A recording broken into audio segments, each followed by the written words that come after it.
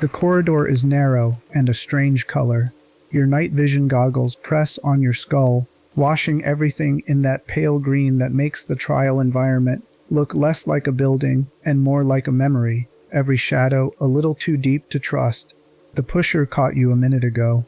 The gas is still in your blood, reducing the world to something soft and unreliable at its edges, and your sanity meter is moving in one direction only. Then you look down the hall. At the far end, rising through the floorboards, with the slow patience of something that has done this before and does not feel the need to hurry, is a figure in a black suit. Tall, gray, perfectly still for exactly as long as it takes your brain to understand that it should not be there. Then it starts toward you. You throw a brick. The object passes through him as though the air between you is all there is. You sprint behind a barricaded door and press yourself into the dark. He walks through the door without slowing. You run.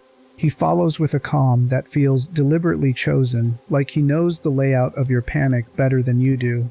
And there is nothing you can do. Nothing you can throw, nothing you can build, no corner dark enough to make him lose the threat of you. The only exit from the encounter is chemical. Take an antidote, clear the gas from your system, and watch him slowly sink back through the floor like the building is pulling him home. This is the Skinner Man. Most analyses of this character go about halfway and stop. They explain the mechanics, pull a few lore documents, point to the fact that he looks like Easterman, and wrap it up with something like, he is a hallucination of the program's director. That description is accurate as far as it goes, but accuracy without depth is just a floor plan. This video is going to go into the building. In this video we are going to examine where the Skinner Man actually came from, not as a game mechanic, but as a consequence of a very specific psychological system. We are going to look at what real research on trauma-induced hallucinations says about why a figure like this one would appear under exactly these conditions. We are going to compare him to similar figures across horror history and understand what makes him categorically different from all of them. And we are going to reach a conclusion about his nature that changes what you were looking at every time you ran from him through those trial corridors. This channel treats horror game lore not as material to be cataloged, but as a framework for exploring genuine questions about how power conditions people from the inside out, and what those people carry with them long after the conditioning is complete. If you find something in this video that resonates, drop a comment letting me know what connected for you, whether that was a specific detail, a link you made, or just a moment that landed in a way you were not expecting. Now get comfortable, dim the lights, and let's start at the beginning of what the Skinner Man actually is. Chapter 1. The Figure That Wasn't Planned. Murkoff had a plan for everything inside the Sinyala facility. Every room was designed with a function. Every function was documented. Every document was classified. The sleep room was not a rest space. It was a conditioning chamber built around the principle that the human nervous system, when deprived of external reference points, begins to orient itself around whatever stable authority is present. The trials were not therapy. They were calibrated sequences of moral pressure, each one designed to push reagents across a specific ethical threshold, and then record what came out the other side. The pharmaceutical compounds were not medication. They were precision tools for reducing the gap between what a person was told and what they believed, by systematically dismantling the neurological processes that normally perform that gap-checking function. Every element of the program had a place in the plan. The Skinner Man was not in the plan. What the internal documentation from Sinyala shows is that the Skinner Man appeared first as a reported phenomenon, rather than as a designed one. Reagents from separate processing cohorts, people who had entered the program at different times and had not shared significant contact with each other, began describing the same figure. Tall, suited, rising from the floor in the moments when their sanity was most compromised, pursuing them with an awareness of their location that felt less like observation and more like intimacy, immune to everything physical, calling it by a name that had not been given through any official channel, a name the reagents had apparently arrived at independently. Dr. Skinner. Sit with the mechanics of that name for a moment, because they matter. Skinning, in its literal sense, is the removal of the outer layer to expose what lies beneath. The skinner is the one who does the removing. Reagents encountering a tall-suited figure during moments of maximum psychological exposure, during the moments when the chemical barrier between interior and exterior was at its thinnest, chose to name it after the act of being stripped to your essential parts, and they chose to prefix it with the title of authority in the space where they were being stripped. Dr. Skinner, the authority that removes what covers you. They had not been taught this name. There was no briefing in which the figure was introduced.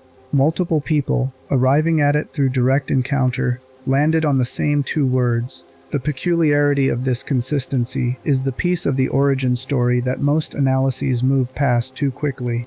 In an environment as controlled as Sinyala, separate cohorts of reagents had limited mechanisms for coordinating language or shared experience. The architecture of the facility was built around preventing that kind of lateral communication. Easterman's entire program depended on reagents experiencing the authority at the top as the primary relational axis, not building horizontal solidarity with each other. If the Skinner man's appearance had been coordinated, something else was already going wrong with the program. And if it had not been coordinated, then the consistency of the description meant something about the quality of the figure itself, about the kind of impression it left on different people independently, different backgrounds, different histories, different entry points into the program, all arriving at the same tall-suited figure with the same behavior and the same name.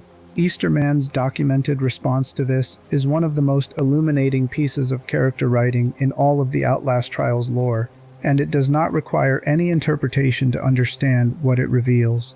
A sleep room observer, apparently someone who had been watching the incident reports carefully enough to notice the pattern, suggested to Easterman that the Skinner man might be a reflection of Easterman himself. The evidence offered for this suggestion was the visual similarity, along with the name that reagents had given the figure. Easterman wrote in his private journal that the suggestion was ridiculous. He wrote that he was like a kind father to his patients, that they loved him as much as he respected them, and that it was therefore impossible for the entity to be a negative reflection of his presence in their lives. This is not how a scientist responds to an anomalous finding. A scientist confronted with a phenomenon that multiple unrelated subjects are independently generating in a controlled environment under specific psychological conditions asks what is producing the consistency. A scientist looks at the evidence and tries to understand it. What Easterman did instead was construct an argument from his own self-assessment. He did not dispute the visual similarity. He did not dispute that reagents were calling it Dr. Skinner.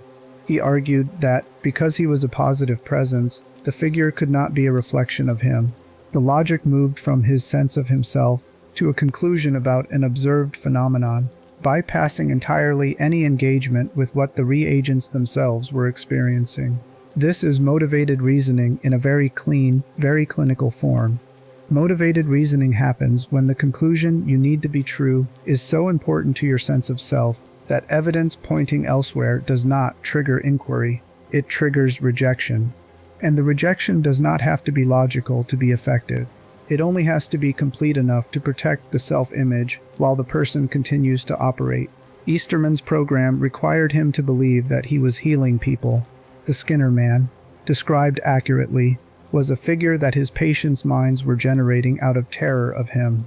Those two realities could not coexist in a person whose entire professional identity was organized around the idea of his benevolence. So one of them was dismissed. The one that got dismissed was the evidence.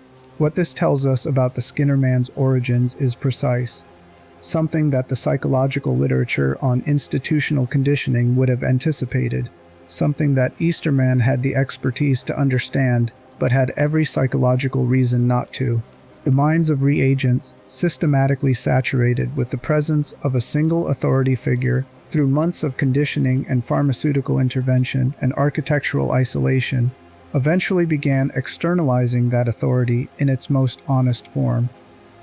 Not the broadcast voice, not the praising father figure, the pursuit, the drain, the unavoidability.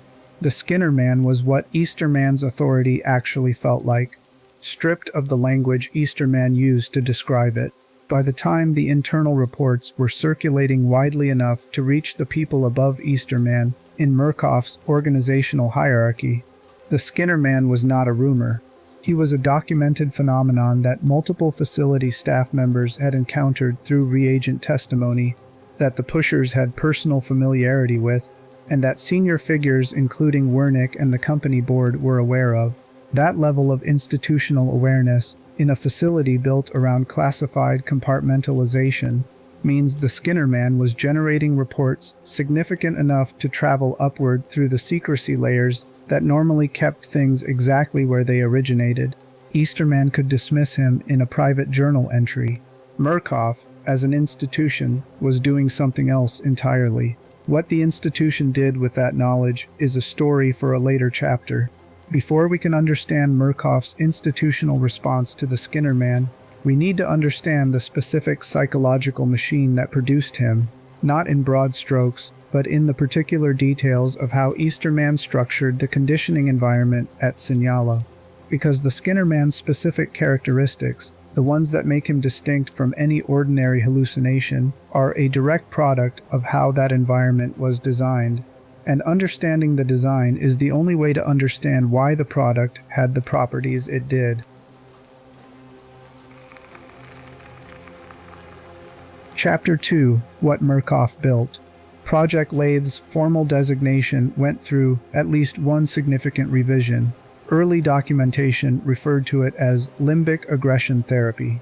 Later records describe it as latent agency therapy. The name change is worth noting, not as a bureaucratic footnote, but as a window into how Murkoff understood what they were building over time.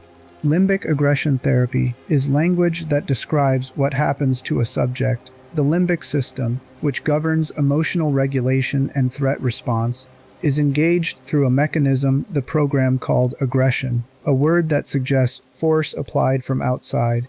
Latent agency therapy is language that describes what a subject supposedly develops through the process, hidden capacity for effective action, brought out through a therapeutic process. The program did not change between these two designations. The change was entirely in the framing, a shift from a description of what was done to a description of what was produced, which is exactly the kind of rebranding that institutions perform when they want to describe inflicted harm as delivered benefit. The facility that housed the program was built for its purpose from the ground up. Easterman wrote in his earliest journal entries about arriving at the Sinyala location before the construction was complete, describing it as a warehouse space in the Arizona desert with electricity from generators and the engineering challenge of drawing water from the surrounding landscape. He described the isolation not as a hardship, but as something clarifying, a quality of loneliness that he found conducive to focus. This is the sensibility of a man who understood that distance from oversight was an asset, who chose to frame the remoteness of the operation as a personal benefit rather than as a practical necessity driven by what the program required in order to avoid scrutiny. The facility's architect, Moses Scarfiati, was briefed on what the space needed to accomplish at the level of experience rather than just at the level of function. The sleep room needed to produce a particular combination of signals simultaneously, the comfort that makes a nervous system relax its defenses, and the confinement that tells a mind it has nowhere else to be. The trial environments needed to feel like contained spaces with defined objectives, not like torture chambers which trigger resistance, but like settings where tasks had logical structure and completion was rewarded. The corridors and architectural transitions needed to make orientation to the outside world progressively harder, reinforcing the facility's authority as the primary reality rather than as one environment among many. Architecture can do psychological work that words cannot.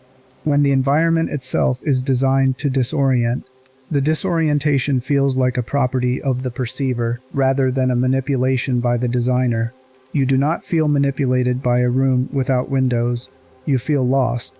The distinction matters enormously in a conditioning program because feeling lost sends a person searching for something stable to orient around, while feeling manipulated sends them searching for the source of the manipulation in order to resist it. Easterman's facility was built to produce the first response, not the second. The supply of human subjects for the program was handled through a recruitment network that Murkoff structured as a charity operation. 47 Murkoff charity outreach centers were operational during the program's active period, each presenting itself as a service for people in desperate need. The language of the recruitment was calibrated to appeal to people at the margins, people who were homeless, people who had exhausted other options, people who existed far enough from social support networks that a promise of help might override the instinct for caution. Murkoff eventually acquired a controlling interest in a transportation company, specifically to handle the logistics of moving reagents from those centers to the Sinyala facility. The investment reveals the scale of the operation. This was not a small program pulling a handful of subjects. This was an industrial process with dedicated supply chains. The selection criteria for reagents were explicit about what made a subject valuable to the program, and the criteria reveal a great deal about Easterman's understanding of the psychological conditions he intended to create. Subjects were selected, in part, for their social expendability.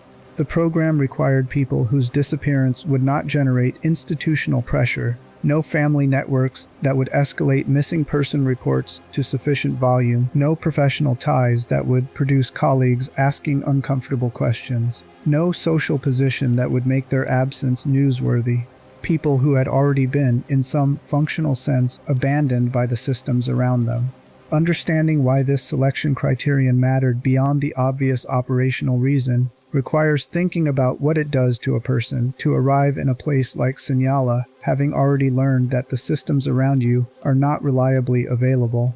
People who have experienced sustained social abandonment arrive in controlled environments with a specific psychological profile, heightened sensitivity to relational signals, diminished confidence in their own judgment relative to institutional authority, increased need for the kind of connection that a figure like Easterman's broadcast persona could plausibly offer. The selection criterion was not only about reducing detection risk, it was about selecting people whose prior experiences had already made them more susceptible to the particular kind of conditioning Murkoff intended to apply. This is the kind of design detail that does not announce itself. The cruelty is invisible inside the operational logic. The sleep room was the program's central conditioning mechanism, and its design reflects a sophisticated understanding of how human nervous systems attach to sources of authority under conditions of isolation and stress. The room offered genuine physical comfort, soft lighting, beds, temperature regulation, respite from the physical demands of the trials.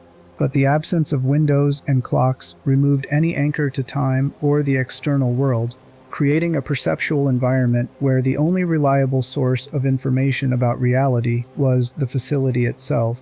Easterman's broadcasts, delivered through speakers the reagents were not informed about, filled this vacuum. His voice seemed to come from the space rather than from a specific identifiable point, which is an important distinction in conditioning terms. An authority that has a locatable source can be oriented away from. You can turn your back to a speaker. You can mentally categorize its origin as separate from your environment. You can maintain the psychological distance that resistance requires. An authority that appears to come from the room itself cannot be spatially resisted in the same way. The voice was the environment. Orienting away from it would have meant orienting away from the only consistent reality available. The broadcast's rhetorical structure was multi-layered in ways that operated on different psychological registers simultaneously. The surface content was consistently affirming and paternal. Easterman praised reagents' progress, expressed investment in their development, framed their suffering as evidence of their capacity to grow into something better. The vocabulary was warm and individualized, even though it was recorded and delivered to hundreds of people. This surface layer worked at the level of conscious processing, giving the reagent's thinking mind something recognizable to engage with, a caring authority figure who believes in them. Beneath that surface, the broadcast delivered a consistent and different message, operating at the level of associative conditioning rather than conscious evaluation. The sleep room was where distress was alleviated, where trials ended and bodies rested. Easterman's voice played during those moments of relief. Over time, through simple associative learning, the nervous system began to connect Easterman's presence with the cessation of distress, regardless of what the content of his broadcasts said. The emotional state generated by his voice shifted gradually from neutral to positive, from positive to something closer to dependence. The mechanism did not require the reagent to agree with the broadcasts. It required only that the voice was consistently present during the moments when suffering stopped. This is a well-documented principle in behavioral conditioning. A stimulus that is consistently paired with the relief of an aversive state becomes associated with that relief even when it has no logical connection to it. Easterman's program was applying this principle at sustained scale, with human subjects who had no awareness of what was happening to them. The pharmaceutical compounds administered throughout the program added additional layers to this architecture. They were not medications in any therapeutic sense. Research chemicals engineered for specific neurological effects, increased suggestibility by reducing the brain's natural filtering of incoming information, impaired formation of reliable memories producing temporal disorientation, induction of mild hallucinatory states that blurred the boundary between what was perceived and what was imagined. Some compounds created physical dependency, meaning that reagents who resisted the program's expectations experienced withdrawal-like symptoms that the program's compliance could then relieve. The body was recruited as an instrument of coercion, punishing resistance and rewarding compliance at a level below conscious decision-making. The trials themselves were the sharp edge of everything the sleep room prepared reagents for. Each trial environment was built around a scenario in which completing the objective required the reagent to cross a moral threshold they would previously have identified as unthinkable. The structure was always the same in its essential logic, institutional framing that made the act seem like compliance with legitimate authority, gradual escalation of pressure that made refusal feel more and more dangerous, and the consequences of failure made vivid by the presence of ex-pop, whose deterioration served as a demonstration of what the program did to people who could not complete what it required. The moral compromise at the center of each trial was not incidental to the conditioning, it was the conditioning. Every act that violated a reagent's prior ethical framework, performed under institutional cover, and then not acknowledged by that institution as a violation, restructured the reagent's relationship to their own ethical framework. Social psychology research has documented what happens when people are induced to perform actions that contradict their values, rather than maintaining the values and experiencing the contradiction as evidence of coercion. People tend to gradually reframe their values to incorporate the action. The framework adjusts to accommodate what was done, because acknowledging the full gap between who you were and what you did is more psychologically devastating than absorbing the act into a revised self-understanding. Easterman understood this mechanism and built every trial to exploit it, with each successive moral compromise creating the foundation for the next one. The program replicated itself inside its subjects, using their own survival instincts as the engine.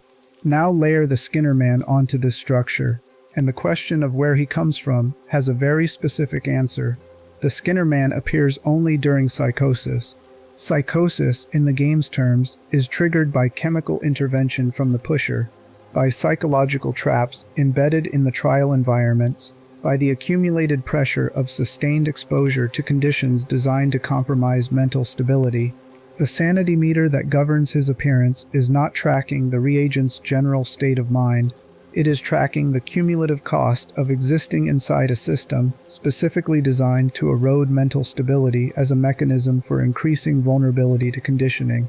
Every sanity penalty is a measurement of how thoroughly the program is working. When that meter reaches zero, when the chemical and psychological pressure has pushed the reagent fully across the threshold into psychotic experience, a figure rises from the floor of the trial. And that figure looks like the person who designed the conditions that produced the psychosis. The Skinnerman did not emerge because something went wrong with Project Lathe. He emerged because something went exactly as it was designed to go, and what emerged from those engineered conditions was a faithful product of them. Murkoff built a machine that made one particular human being the total psychic environment of its subjects.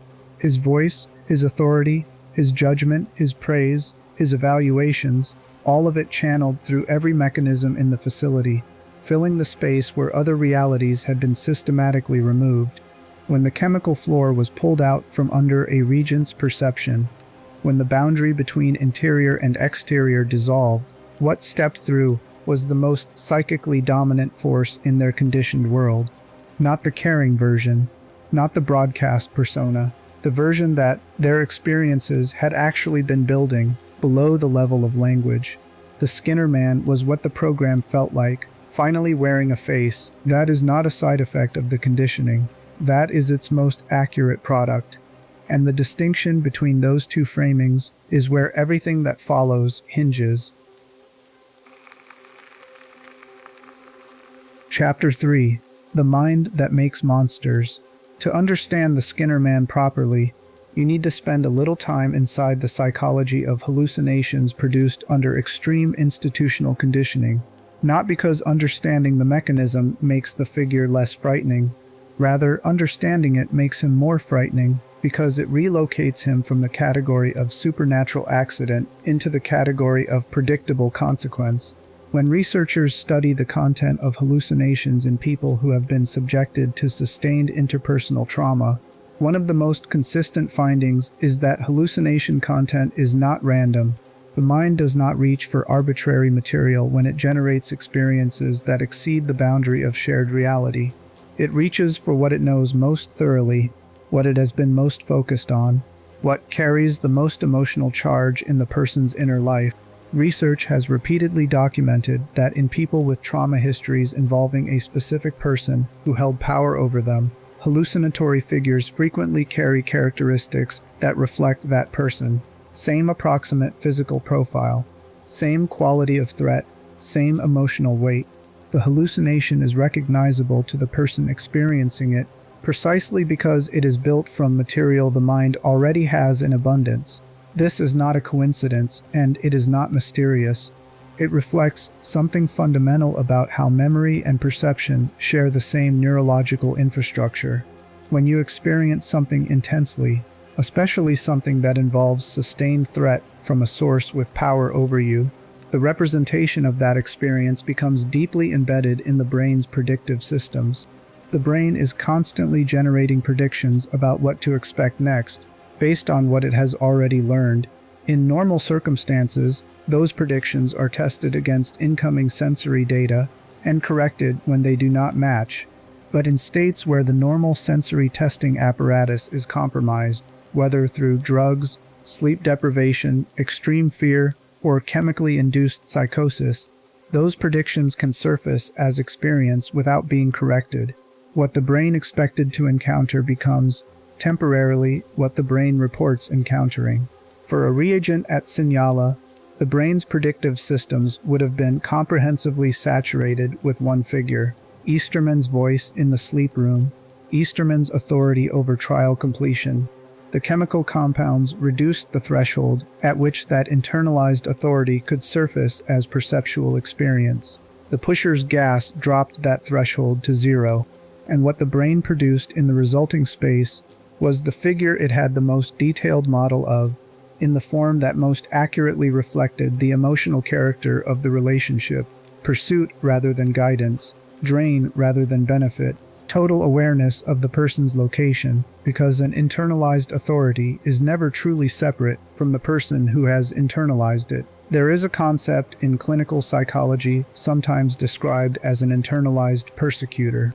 It develops in contexts where an authority figure exercises sustained control over someone through alternating harm and care, where the person has no viable escape from the relationship, and therefore cannot process it through avoidance or confrontation. Under those conditions, the mind incorporates the authority figure into its own structure. The persecutor is no longer just something external that happens to you.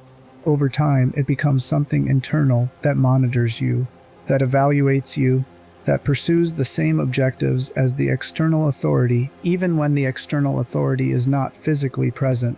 This internalization is a coping mechanism in the narrow sense that it allows the person to anticipate the authorities' demands and preemptively manage them.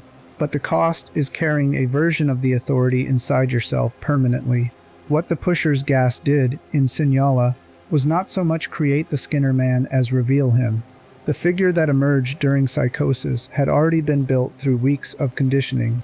The chemical intervention was simply the mechanism that dissolved the neurological boundary keeping him interior, that turned what was already a powerful internal presence into something that appeared to occupy the same perceptual space as the physical world. The consistency of the Skinner Man across unrelated reagents follows directly from this framework. Different subjects, saturated with the same conditioning material through the same mechanisms, would produce similar internalized figures because the material they were all working from was similar. The authority they had all been made to center their psychological world around was the same authority. The pattern of harm delivered through care was the same. The chemical mechanism that disclosed the internalized figure was the same. Consistency in conditioning produced consistency in the projection. This is not quite like what happens in shared cultural hallucinations, where groups generate similar experiences because they share a folklore tradition that provides the template. The reagents at Sinyala were not sharing a folklore about the Skinner Man. They were sharing an experience with Easterman, and from that shared experience, they were independently generating the same figure with the same characteristics named for the same act. The figure's consistency was a direct measurement of how completely the conditioning had oriented every subject around a single psychological center of gravity. Here is the part of this that the standard analysis tends to skip over, because it is the part that is most uncomfortable. If the Skinner Man is a product of successful conditioning rather than a product of conditioning failure, then his presence is not evidence that something went wrong. It is evidence that something went right. That is exactly what a conditioning program aimed at producing sleeper agents would want. The authority does not need to be physically present to maintain control if the subject has incorporated the authority deeply enough that it surfaces from within under the right stimulus conditions. The Skinner Man is not a malfunction, he is a measurement of depth. Understanding that reframing requires holding two things simultaneously. On one hand, the Skinner Man causes harm to reagents. He pursues them. He drains their life through proximity. He adds a layer of terror to already terrifying experiences. His presence during Psychosis is genuinely dangerous. On the other hand, his presence is also evidence that the conditioning has penetrated to exactly the depth the program required. Both of those things are true, and the discomfort of holding them together is part of what makes the Skinner Man such a specifically well-designed element of the lore. The question this raises, and the question that the next section of this video is going to sit with carefully, is about the specific properties the Skinner Man has developed that go beyond what a simple internalized authority would necessarily exhibit. Because there are characteristics of the Skinner Man that are harder to explain purely through the standard psychology of trauma-induced hallucinations. Characteristics that suggest something about the figure that the straightforward projection of the abuser framework does not fully account for. Keep that question in mind, because the answer to it is where the lore goes somewhere genuinely unexpected. A hallucination cannot know where you are. A hallucination generated from your own internalized material should be bounded by the same limitations as your perception. You run around a corner, and a standard hallucination should have the same problem tracking you that any external perceiver would have. But the Skinner Man does not have that problem. He always knows. He cannot be misled by hiding spots. He cannot be outrun for long before he reappears. He is, in some sense, more intimate with the reagent's interior geography than any outside observer could logically be. That is the puzzle this video has been building toward, and it is where the straightforward psychological explanation starts needing additional pieces. Chapter 4: Anatomy of a Phantom. The Skinner Man rises from the floor. This is how every encounter begins. Not through a door, not through a window, through the floor itself. as if the building's surface is simply a membrane that he periodically passes through from a space below that you cannot map and cannot access. His emergence is upward, which means your first awareness of him is almost always at his feet or lower body before you raise your eyes and see the rest. The suit first, then the hands, then the long absence of a neck, replaced by something described as a black mist where flesh should be. Then the head, still mostly human at that distance, still carrying the approximate features of the person running the program, except for the tendrils extending from it in multiple directions, defying gravity, moving with a slow and organic quality that suggests they are not decorative but functional. He does not speak. Occasionally, at a distance, his voice mimics something that sounds like Easterman's broadcasts, a fragment of phrasing, a tone of measured authority. But the mimicry is not consistent and not purposeful in any way that the game explains.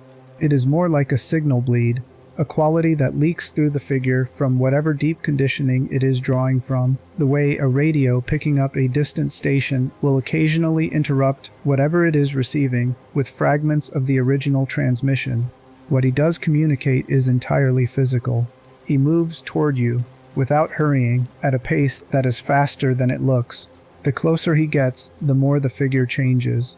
At a distance, the face is recognizably human in its structure, even with the tendrils and the mist. The skin is present.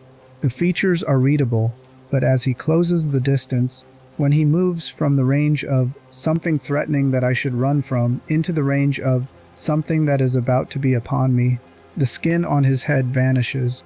Beneath it, a skull with glowing eyes, multiple in the updated version, split between white and red, teeth within teeth. The human face that managed the program in its official forms has dissolved completely, and what is visible beneath it is something that was always there and could not have been more different from the face above it. This visual design is doing specific communicative work that rewards examination. The face at distance is the face of the authority. The skull at proximity is the face of what the authority was doing. You can look at Easterman from far away and see a man in a suit who describes himself as a father figure. You can hear his broadcasts in the sleep room and understand them at the level of their surface content, as expressions of care and investment in your development. The closer you are to the reality of what the program is doing to you, the more clearly you see beneath the surface. The face of care is still present at a distance. At the distance, the care is meant to be appreciated from. But the moment it gets close enough to actually touch you, the face is gone and only the mechanism remains. This is not accidental symbolism. It is the precise visual logic of the relationship between Easterman and his subjects. The Skinner Man's most significant mechanical characteristic is his awareness. Unlike every other threat in the Sinyala trials, the Skinner Man always knows where his target is. The X-Pop can be evaded by hiding spots. Barricaded doors create barriers that the prime assets must work around. The blind rigs disrupt enemy perception. Every physical threat in the game operates through physical perception, which means physical obstruction creates real safety. None of that applies to the Skinner Man. He walks through barricaded doors. He continues to a reagent hiding in a cabinet with the same steady pace he maintains through open corridors. His knowledge of your location is not observational. It is not based on line of sight or sound or any sense that obstacles might interrupt. It is immediate and absolute. Think about what this implies for the nature of the figure. An external threat knows where you are because it can perceive you. Block its perception, and you have interrupted its knowledge. But a figure that carries its knowledge of your location from within, a figure whose awareness of you is not based on perceiving you from outside, but on being a product of your own internalized experience, would not be limited by physical obstacles in the same way. The Skinner Man knows where you are because, in the functional sense that matters for the figure's nature, he is not entirely separate from you. He emerged from your experience. He is built from your internalized material. His awareness of your location is, in some sense, your own awareness of your location, viewed from the other side of the relationship. This is one of the most philosophically specific horror design choices in the game, and it goes unexamined in most discussions of the character. He knows where you are because he is partially made of you. Running from him is not evading an external observer. It is a person trying to outrun their own internalized experience, which is exactly as effective as it sounds. His inability to be physically interacted with reflects the same logic from a different angle. You can throw a brick at an X-pop and interrupt their attention. Physical force connects with physical form and produces physical consequence. But the Skinner man has no physical form for that force to connect with. Bricks, bottles, stun devices, barricades, none of it reaches him because all of it is aimed at the level of the physical world, and he does not fully inhabit that level. He exists in the overlap between the reagent's interior experience and the perceived exterior world, and that overlap is not a space that physical objects can address.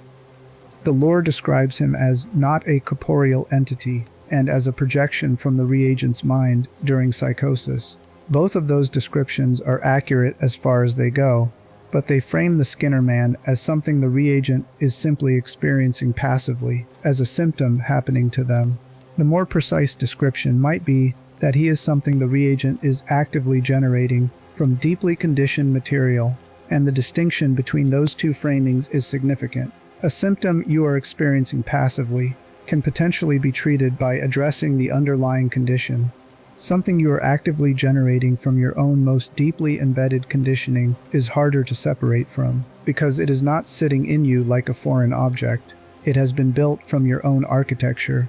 There is a detail about the Skinner man's behavior that does not get discussed as often as his visual design or his inability to be physically stopped, and it is one of the most revealing things about his nature. Multiple reagents undergoing psychosis simultaneously each perceive the Skinner man independently, as though he is targeting them specifically and personally. They do not share a single Skinner man in the way that different observers would share a single physical threat. Each experiences the figure as singular, as directed at them, and yet the figure appears the same to all of them. Compare this to the Wall Rider from Outlast. The Wall Rider is a consciousness-based entity that can be perceived by multiple people, but it is a single entity being perceived from different angles. The Skinner man has no single location that multiple people are perceiving from different perspectives. Each reagent's Skinner man is their Skinner man, emerging from their specific psychosis, shaped by their specific conditioning history, and yet arriving at the same visual form as everyone else's.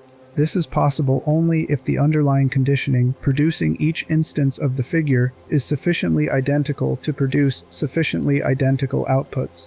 The Skinner man's visual consistency across subjects is not evidence of an external entity maintaining a consistent form. It is evidence that the program that built him into each person was consistent enough that each person built him the same way. His aliases in the documentation are worth spending a moment with. The entity, Dr. Skinner, the unborn homunculus. Each of these names comes from a different source and reflects a different perspective on what the figure is. The entity is institutional language, neutral, deliberately avoiding the implications that the other names carry. Dr. Skinner is the name the reagents gave him, the name that arrived from direct encounter and carries all the interpretive weight of that encounter. And the unborn homunculus is a name that opens a different kind of door entirely. A homunculus, in historical, alchemical, and scientific traditions, was a miniature fully formed human being that was theorized to exist within the body, requiring only the right conditions to develop fully and emerge. The idea reappeared in early neuroscience as a way of mapping the body's sensory and motor representations. A small distorted human figure drawn according to how much of the brain's processing was devoted to each body part. Both of these uses of the term are about a secondary or miniaturized human presence embedded within a larger system, one that has not yet been made fully visible. An unborn homunculus is one that has not yet emerged, not a ghost. Something incomplete, something waiting for the conditions it needs to become fully present. This name is not the name of a hallucination. It is the name of something that has been in formation. And the question of what conditions would allow it to emerge fully, what the program was actually building toward, is a question the game's Rebirth endings answer in a way that changes the nature of everything that came before. The Skinnerman's relationship to the other thought form antagonists in the Outlast series is a piece of the puzzle that adds further texture to his nature.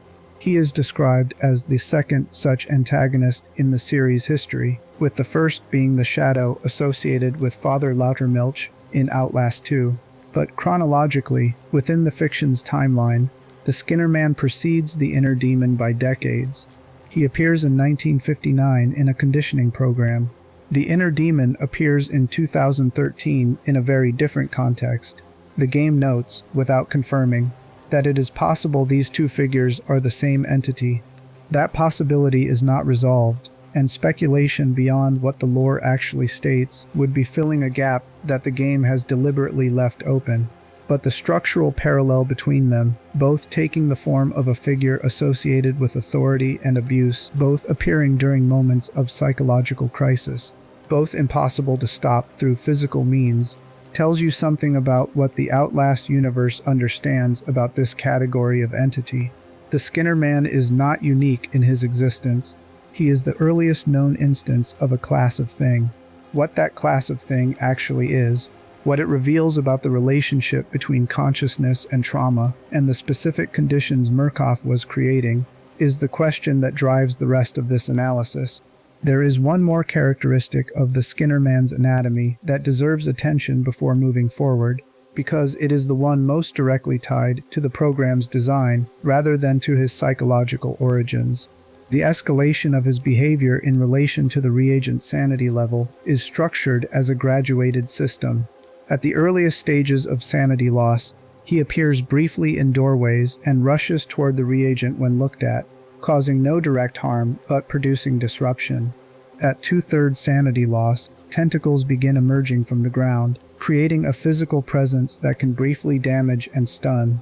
At full psychosis, the pursuit is complete and sustained, the drain aura is active, and the figure becomes the primary threat in the trial environment. This escalation reflects something specific about how the program was designed. The conditioning did not produce the Skinnerman fully formed at the start of a reagent's time in the program. He arrived in stages, becoming more present, more capable, more integrated into the trial experience as the reagent moved deeper into the program's effects. The figure grew with the conditioning. His development tracked the development of the internal architecture the program was building in each subject. The more thoroughly the reagent had been processed, the more fully the Skinnerman had been assembled within them. At the beginning, he is a glimpse. By the end, he is a complete and unshakable presence. That trajectory does not describe a side effect. It describes a construction process. And what was being constructed, what Murkoff eventually recognized in their incident reports and their internal discussions and their institutional calculations, was not a problem to be managed. It was an asset that had assembled itself without requiring any additional investment from the program. The conditioning was building something useful, from materials the program had already paid for, in subjects the program had already processed. That explains the anatomy of the figure. What it does not explain is why the institution that initially described him as a side effect eventually changed its position, or what that change reveals about the program's actual endpoint. The answer to that question is in a set of documents that most players walk past in the trial environments. Documents that reframe the Skinnerman's nature more completely than any of his visual characteristics or behavioral mechanics do. Those documents are where the story goes from interesting to genuinely unsettling.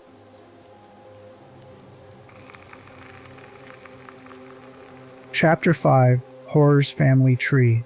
The tall suited figure is one of horror's oldest recurring shapes. Before the Skinnerman rose through the floors of the Sinyala trials, versions of the archetype had appeared in folklore, in film, and eventually in the mythology that the internet learned to generate for itself. Looking at where the Skinnerman fits inside that lineage is not just an exercise in pattern recognition. The comparison reveals something about what makes him categorically different from every other version of this shape. And that difference is the most important thing about him. Start with the Slender Man, because the visual overlap is immediate enough that many players make the connection instinctively.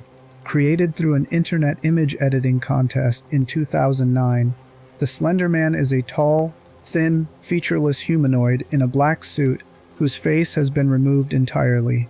He pursues victims, often children, through wooded or abandoned environments. He is associated with tentacles or tendrils extending from his back. Physical objects do not reliably stop him. He cannot be reasoned with or communicated with in any meaningful way. Looking at him for too long produces psychological effects described as paranoia, disorientation, and memory loss. The visual overlap with the Skinner Man is genuine. The suit, the height, the tendrils, the pursuit, the immunity to physical interaction, the association with psychological deterioration in those who encounter him. If you describe both figures to someone without naming them, the similarities would be obvious, but the differences are where the real analysis lives. The Slender Man, in his foundational mythology, is an external entity. He arrives, he selects. His targets were not responsible for creating him and had no relationship with him before his arrival. The terror in Slender Man mythology is the terror of being chosen by something that has no comprehensible reason for choosing you. Something that exists entirely outside the systems of cause and effect that normally govern your interactions with the world. He is, in the truest sense of the word, alien.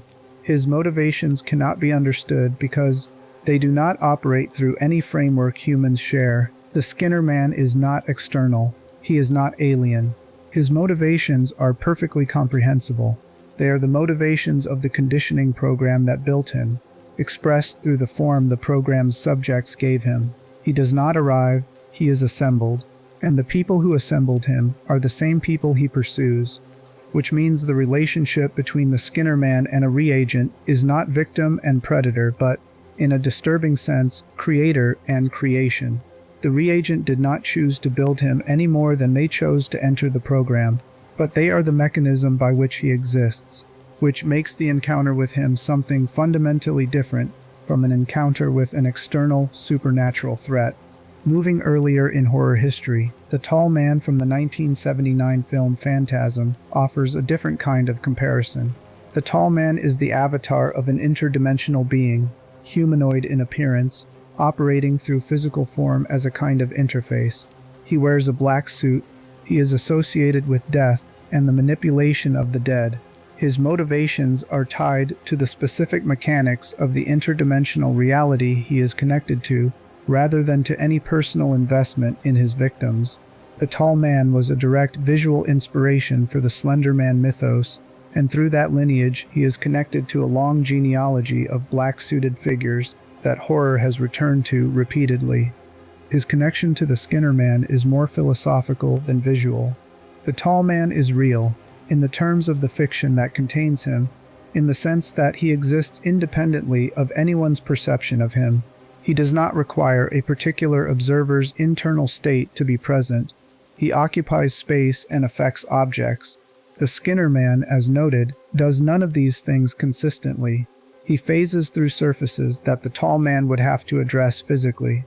His awareness of targets exceeds what observational capacity could explain. His presence is conditional in a way that the tall man's is not, dependent on the psychological state of the person perceiving him. The gentlemen from the Buffy the Vampire Slayer episode Hush provide another useful point of comparison. Pale, suited, floating, silent, they steal voices from an entire town before surgically removing hearts from sleeping victims. Their silence and their formal dress give them the quality of authority figures from whom something vital has been extracted. Institutions that maintain their professional appearance while performing harm. They cannot be killed by conventional means during the vocal silence they impose, because their power operates precisely through the suppression of the human capacity for expression. They are stopped when a voice is restored.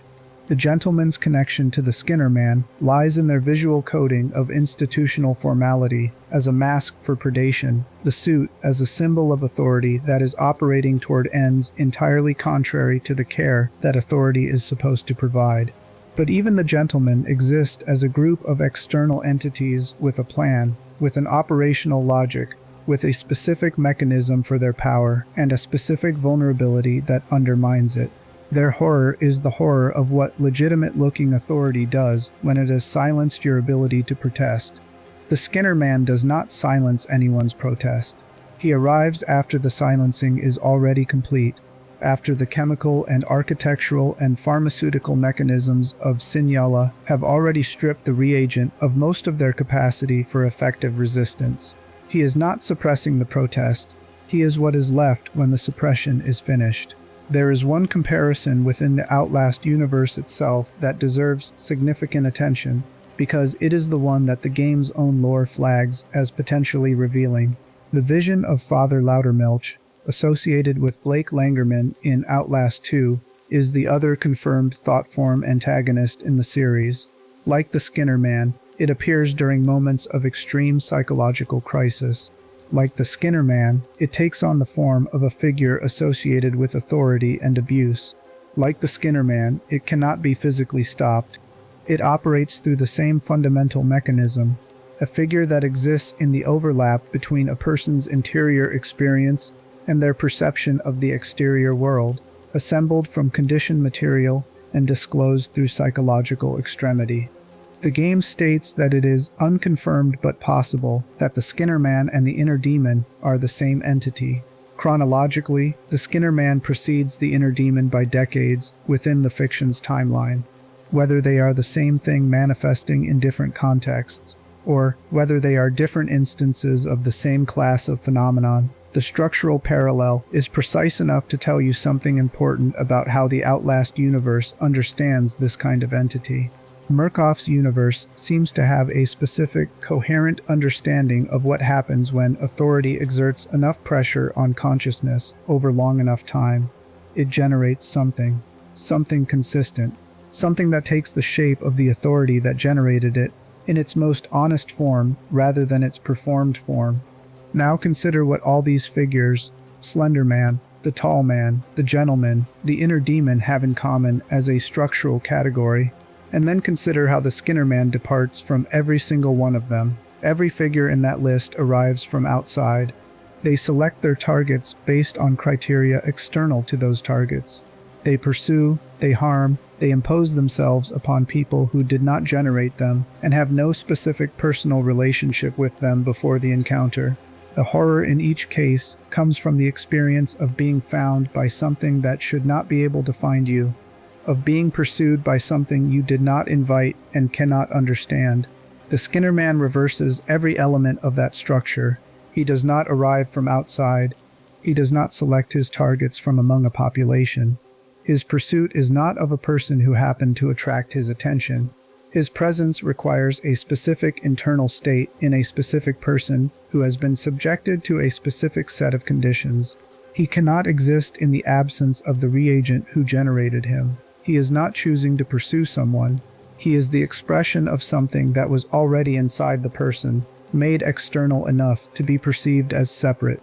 This is where the horror of the Skinner Man becomes categorically different from the horror of any external pursuer. Running from an external threat is a rational response to a solvable problem. If the external threat can be outrun, the run was worth it. If it cannot be outrun, the problem is the external threat, and addressing the external threat addresses the danger. But running from something you are generating from within yourself is a different exercise entirely.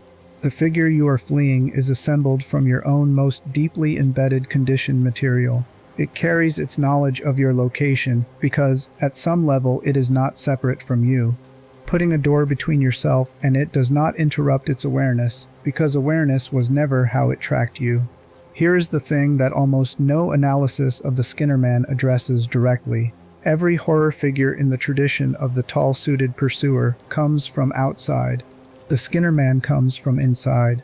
And what Murkoff eventually understood, reading those incident reports, was that a hallucination you build from within yourself is something categorically more useful than any manufactured external threat, because an external threat can be identified and removed. An internal one travels with the person, but if the Skinner Man was initially treated as an unwanted side effect, what changed? What did Murkoff see in him that Easterman refused to see? And why was Program Geister eventually approved specifically because of the Skinner Man phenomenon, rather than despite it? The answer to that question requires sitting with the man at the center of the whole story, the person whose face the Skinner man wears, and understanding what his response to the figure reveals about both of them. Chapter 6: The Easterman Question. Dr. Hendrik Joliet Easterman is not a simple villain. Simple villains know what they are doing and have chosen to do it anyway, which requires a coherent confrontation with one's own ethics. Easterman does not appear to have had that confrontation. His private journals describe a man who believed with considerable force that his work was beneficial, that the people in his program were becoming something better under his direction, that the suffering was a necessary phase of improvement rather than the point, that his role as a kind paternal figure toward his subjects was genuinely what it claimed to be. The egotism is present throughout the documentation, yes. The contempt for those who questioned his methods is visible, but underneath those qualities is something that functions less like conscious malice and more like a very sophisticated inability to see what he was actually doing. This matters for understanding the Skinner man because the Skinner man is not a product of Easterman's malice. He is a product of Easterman's self-image. Think about what it takes to build a conditioning program as comprehensive as Project Lathe and genuinely believe you are helping people. You need a framework that redefines harm as benefit, with sufficient internal consistency that the redefinition holds under sustained contact with evidence. The trials cause suffering becomes the trials develop capacity through necessary adversity. The pharmaceutical compounds compromise mental stability becomes the compounds facilitate the therapeutic process. The subjects are not consenting becomes the subjects are being given an opportunity they would not have recognized as such without the program's guidance. Every piece of the program that would, from outside the framework, constitute a serious harm is translated inside the framework into a contribution to the subject's development. This is not unique to Easterman. Institutional frameworks that require participants to cause harm consistently produce self-protective interpretive structures that reframe that harm as necessity or benefit. Research into how institutional harm perpetuates across generations has found that the most effective preservation mechanism is not explicit awareness of the harm. It is the opposite. Explicit awareness produces internal resistance. What preserves harm across institutional systems is the development of interpretive vocabularies that convert the experience of causing harm into the experience of doing difficult but necessary good work. Easterman's vocabulary is unusually polished, possibly because he was a sophisticated psychologist building it to serve a program he had designed himself. He did not inherit the vocabulary from an institution. He constructed it as part of the program's theoretical architecture, which means it was tailored to exactly the kind of harm the program was causing, and fitted to exactly the kind of self-image Easterman needed to maintain in order to continue. It is, in a specific sense, his most impressive psychological achievement, a complete interpretive system that allowed him to torture people under controlled conditions for an extended period while experiencing himself as a caring professional. The Skinner man was not supposed to exist within that interpretive system. A kind father does not produce a figure of pure threat in the minds of the people he is fathering. The figure that reagents were generating out of their encounters with the program, and specifically with Easterman's authority within it, was not compatible with Easterman's self-understanding.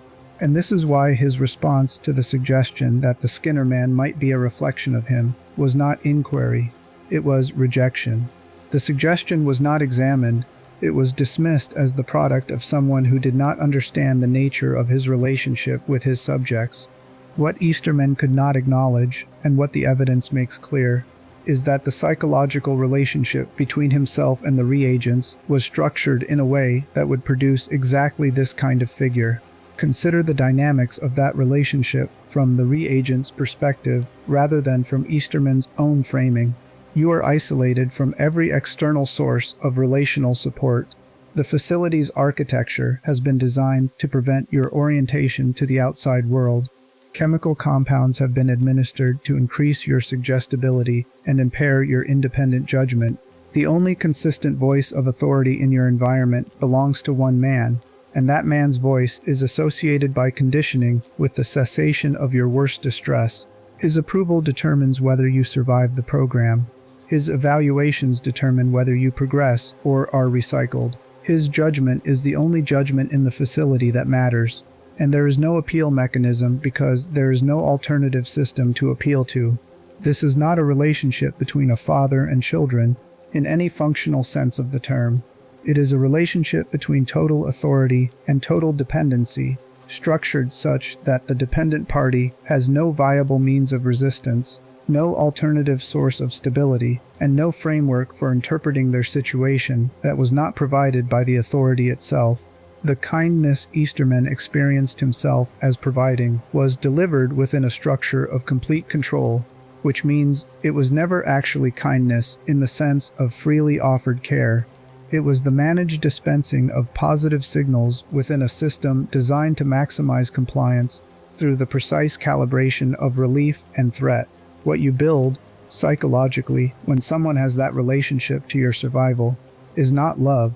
Research on severe authority dependency dynamics, in contexts as varied as captivity situations, high control religious environments, and coercive institutional care, consistently finds the same structural outcome. The dependent party develops a highly elaborate internal model of the authority figure, calibrated for maximum accuracy because accurate prediction is a survival tool. You need to know what will produce approval and what will produce punishment, which means you need a very detailed model of how the authority thinks and what it values. That model becomes progressively more sophisticated, more present in your inner life, more reflexively consulted, not out of affection but out of necessity. Over time, that model becomes more present than the authority itself in some respects. The external authority goes away between encounters. The internal model stays. And in an environment like Sinyala, where Easterman's broadcasts were literally present in the sleeping space, where the chemical state of the reagents made the boundary between internal and external unreliable, the model and the external presence were increasingly difficult to distinguish. The Skinnerman is what happened when the internal model was disclosed. When the chemical barrier between interior and exterior dissolved entirely, what became visible was the model, not in its managed form, not with its benevolent surface, but in the form that reflected what the model had actually been built to track, not the caring voice, the evaluative pursuit, the awareness of location, the inexhaustibility, the fact that no physical barrier interrupts it, because no physical barrier was ever what separated the reagent from Easterman's presence in their inner life. There are additional details in Easterman's documented history that complicate the simple reading of him as a stable, calculating authority. His journal entry known as Orbem Solis notes that he self-administers LSD. He records, separately, that he divorced his wife Irene in 1959, an event that he appears to have no memory of, describing in other entries how much he misses her, as though the marriage were still intact. He notes in those same entries that there are many similar gaps in his memory, that his recall of certain periods is unreliable in ways he cannot fully account for. The cause of those gaps is not explained in the documentation. These details are not incidental character texture. They suggest that Easterman, the man designing and running a program explicitly aimed at the systematic erosion of his subject's psychological stability, was himself experiencing some degree of psychological instability that he was either unaware of or unable to examine directly. The self-administered psychedelics, the memory gaps, the divorce he does not remember, these are not the record of a person whose inner life is well organized and clearly legible to himself. They are the record of a person who has built a very effective professional persona in a space where his own inner life may be considerably less stable than that persona suggests. This does not excuse anything about the program. It does add a layer to the question of what the Skinnerman represents. If Easterman was himself not fully aware of the terrain of his own psychology, if there were significant gaps in his self-knowledge, then the figure that his subjects' minds built from their experience of him may have captured aspects of him that Easterman genuinely could not access through introspection. The Skinner Man might be a more accurate portrait of Easterman than Easterman's own self-understanding could produce, not because the Reagents had special insight into his character, but because sustained, terrified attention to a single authority figure focused on the task of predicting that authority's behavior in order to survive tends to produce very accurate models of the parts of the authority that matter most for survival. And the parts of Easterman that mattered most for survival were not the warm broadcasts. They were the evaluative system, the consequences of failure, the inexhaustibility of his presence in the program's architecture. The skull beneath the face is the portrait produced by that survival-focused attention. Easterman looked at the Skinner Man and saw something that could not be a reflection of him because he was a good person. His subjects looked at the Skinner Man and saw, with whatever clarity the psychosis afforded them, exactly what the experience of being in Easterman's program felt like when the language was stripped away. Both of those things are simultaneously true, and the tension between them is not resolvable by deciding that one side is right. Easterman experienced himself as he did because his interpretive system was built to produce that experience.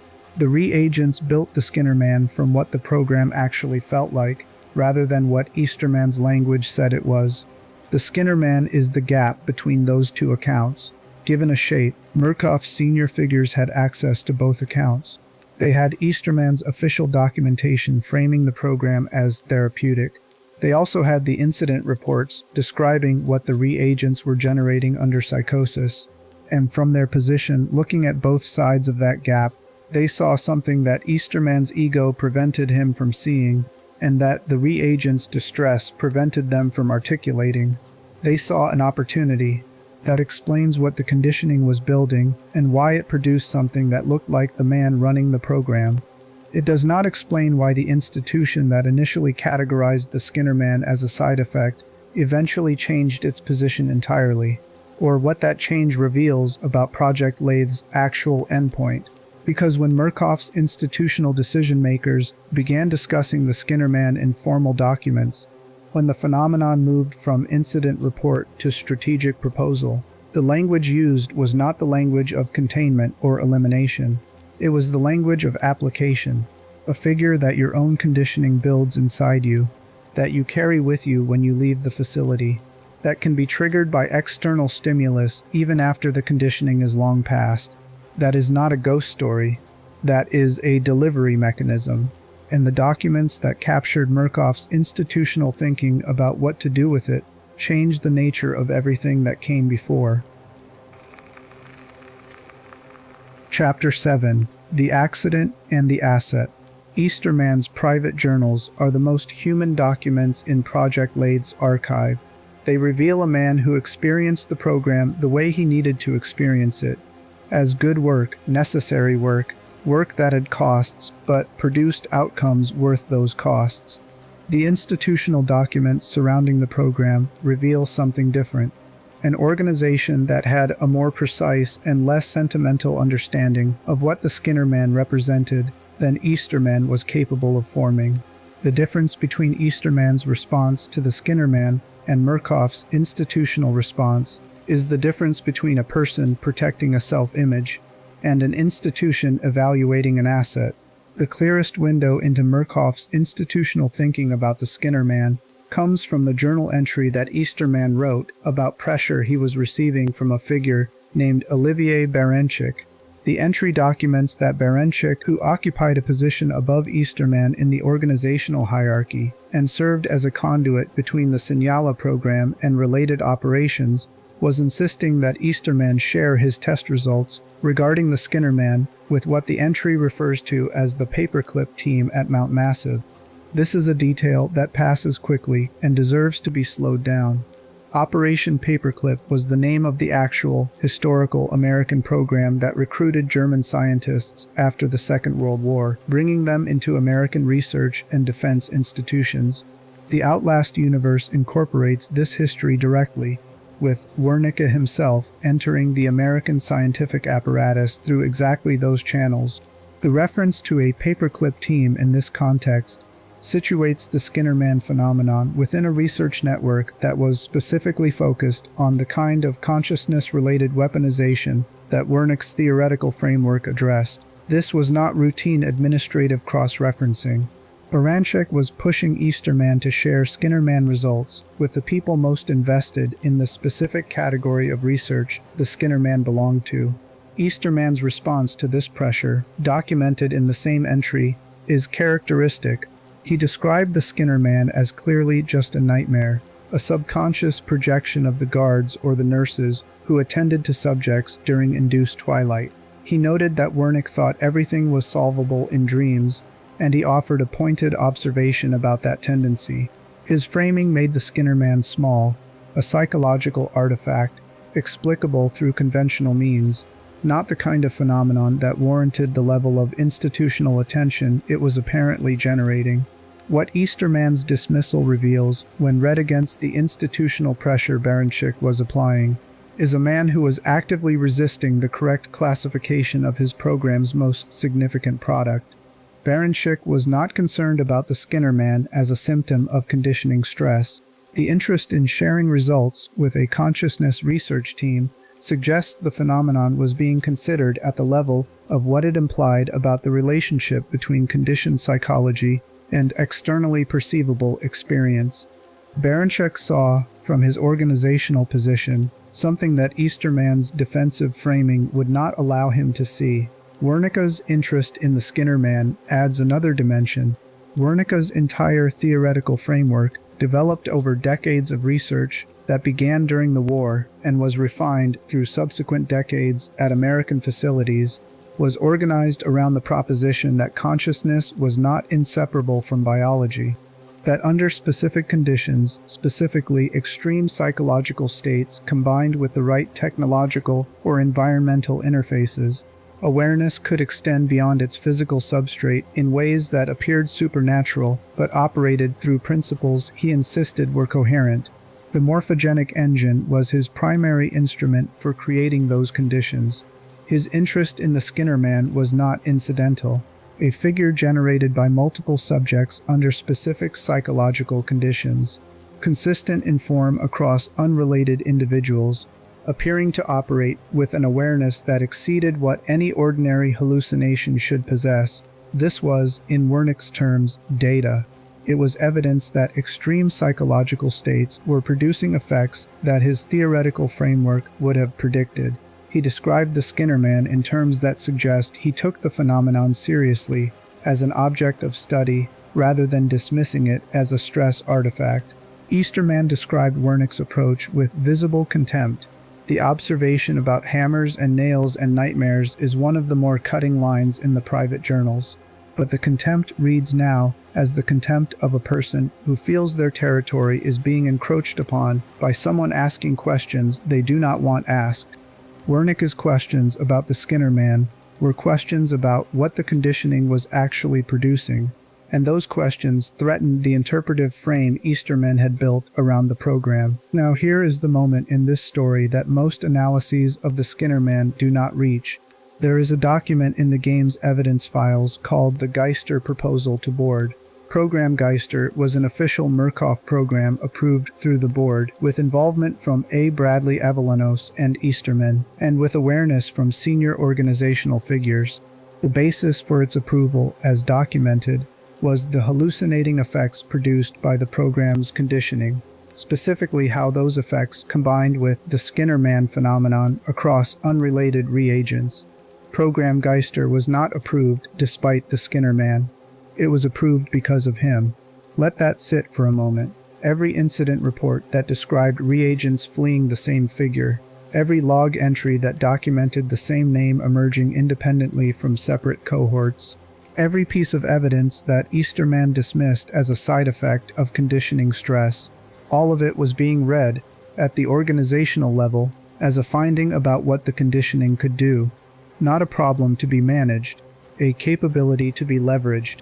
What Program Geister actually used the Skinner-Man for, within the framework of the trials, is the use of hallucination-based conditioning effects as a structured element of the program's psychological architecture, rather than as an uncontrolled byproduct of it. The figure that emerged without being designed was, at the institutional level, incorporated into the design. The accident was reclassified as a feature, and once the Skinner Man was a feature rather than a side effect, everything about the program's relationship to him changed. Think about what this means for the conditioning process. An external threat, a physical enemy that pursues and harms, can be adapted to. The nervous system can become habituated to external threats over time, developing responses that reduce their psychological impact.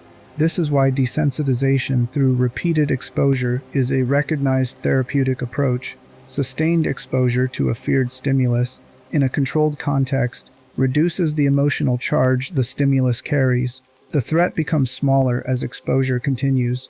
An internal figure cannot be habituated to in the same way, because the figure is generated from the reagent's own conditioned material. It is not a fixed external stimulus being repeatedly presented. It is a production of the reagent's own internalized experience, which means it scales with the depth of the conditioning rather than diminishing through repetition. The more thoroughly conditioned the reagent, the more fully assembled the internal figure. The more fully assembled the figure, the more complete the encounter with him during psychosis. The Skinner Man does not become smaller through repeated exposure. He becomes more developed. This is why Program Geister's approval on the basis of the Skinner Man is significant beyond the specific program details.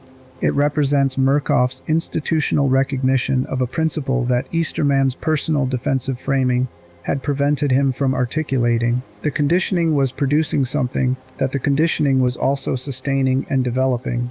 The figure was not separate from the process that generated him. He was the process, given a shape, made perceptually available through chemical intervention, a figure that you carry within you, that has been built from your own most deeply conditioned material, that can be disclosed through a specific chemical trigger, that is a delivery mechanism. The figure is not the point. The figure is the proof that the delivery has occurred. If a reagent generates the Skinner Man under psychosis, consistently and with specific characteristics that match the conditioning they received, then the conditioning has penetrated to the depth required for the program's actual intended purpose.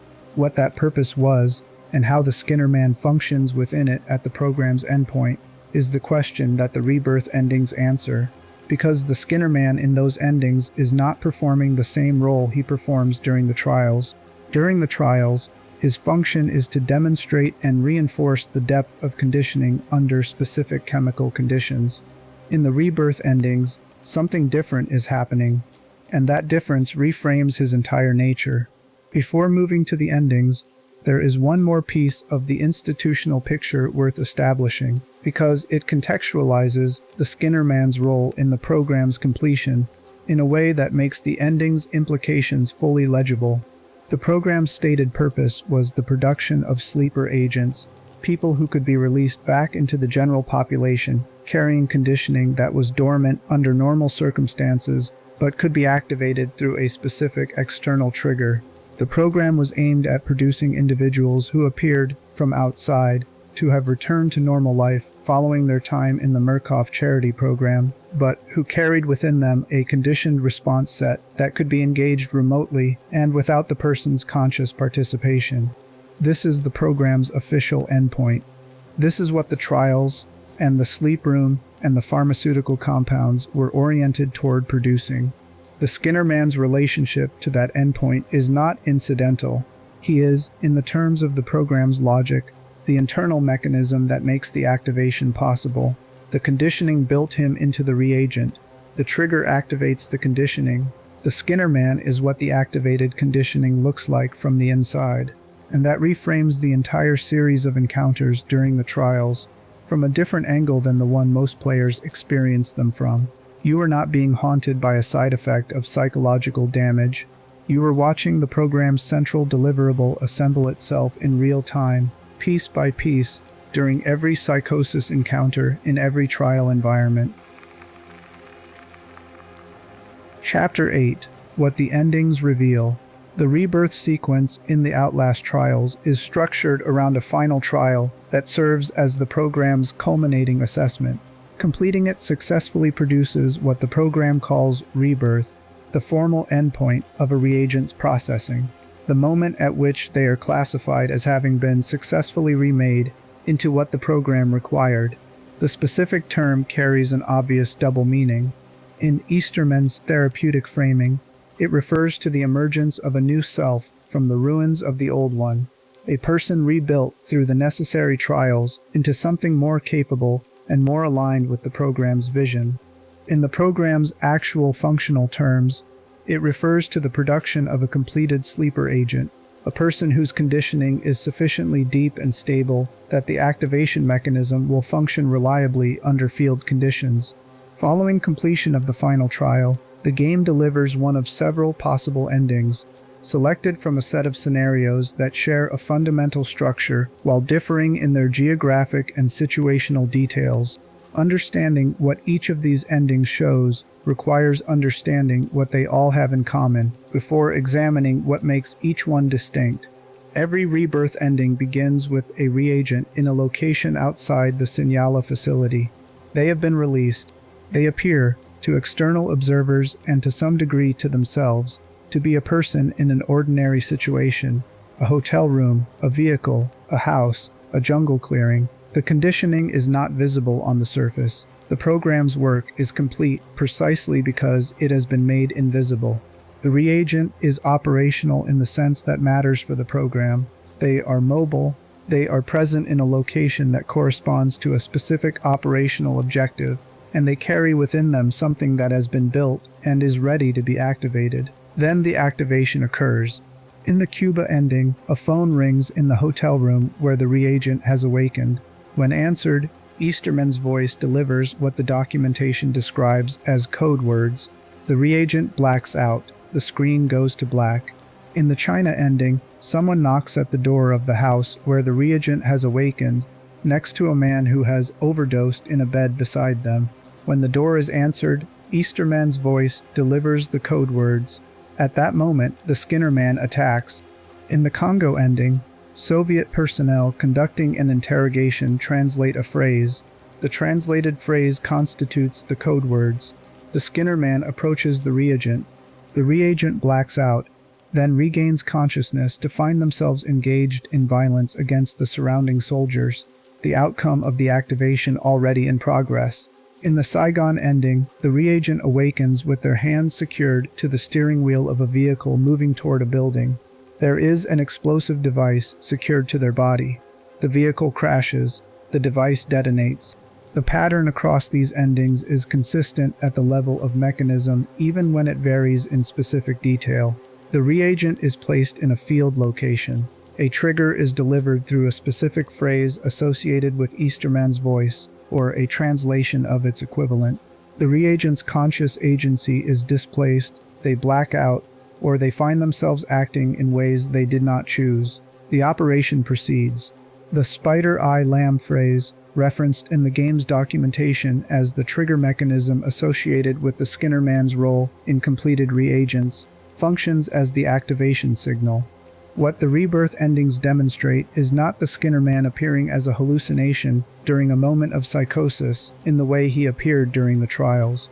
His role in these endings is different in kind, not just in context.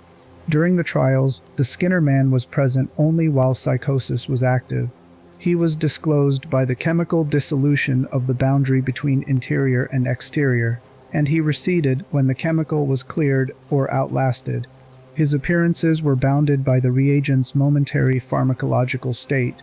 He was real enough within those states to pose genuine danger, but his existence was conditional on conditions that were externally induced and externally remittable. In the Rebirth endings, no one has been gassed. The reagent is not in a psychosis state produced by the pusher's chemical intervention. They are in a location that is as close to the ordinary world as the program's subjects ever get. And the Skinner man's presence in some of these endings is not bounded by any chemical state. The trigger phrase is delivered. The Skinner man is there. This is the piece of the Skinner man's nature that changes his classification entirely. During the trials, calling him a hallucination was at least partly defensible.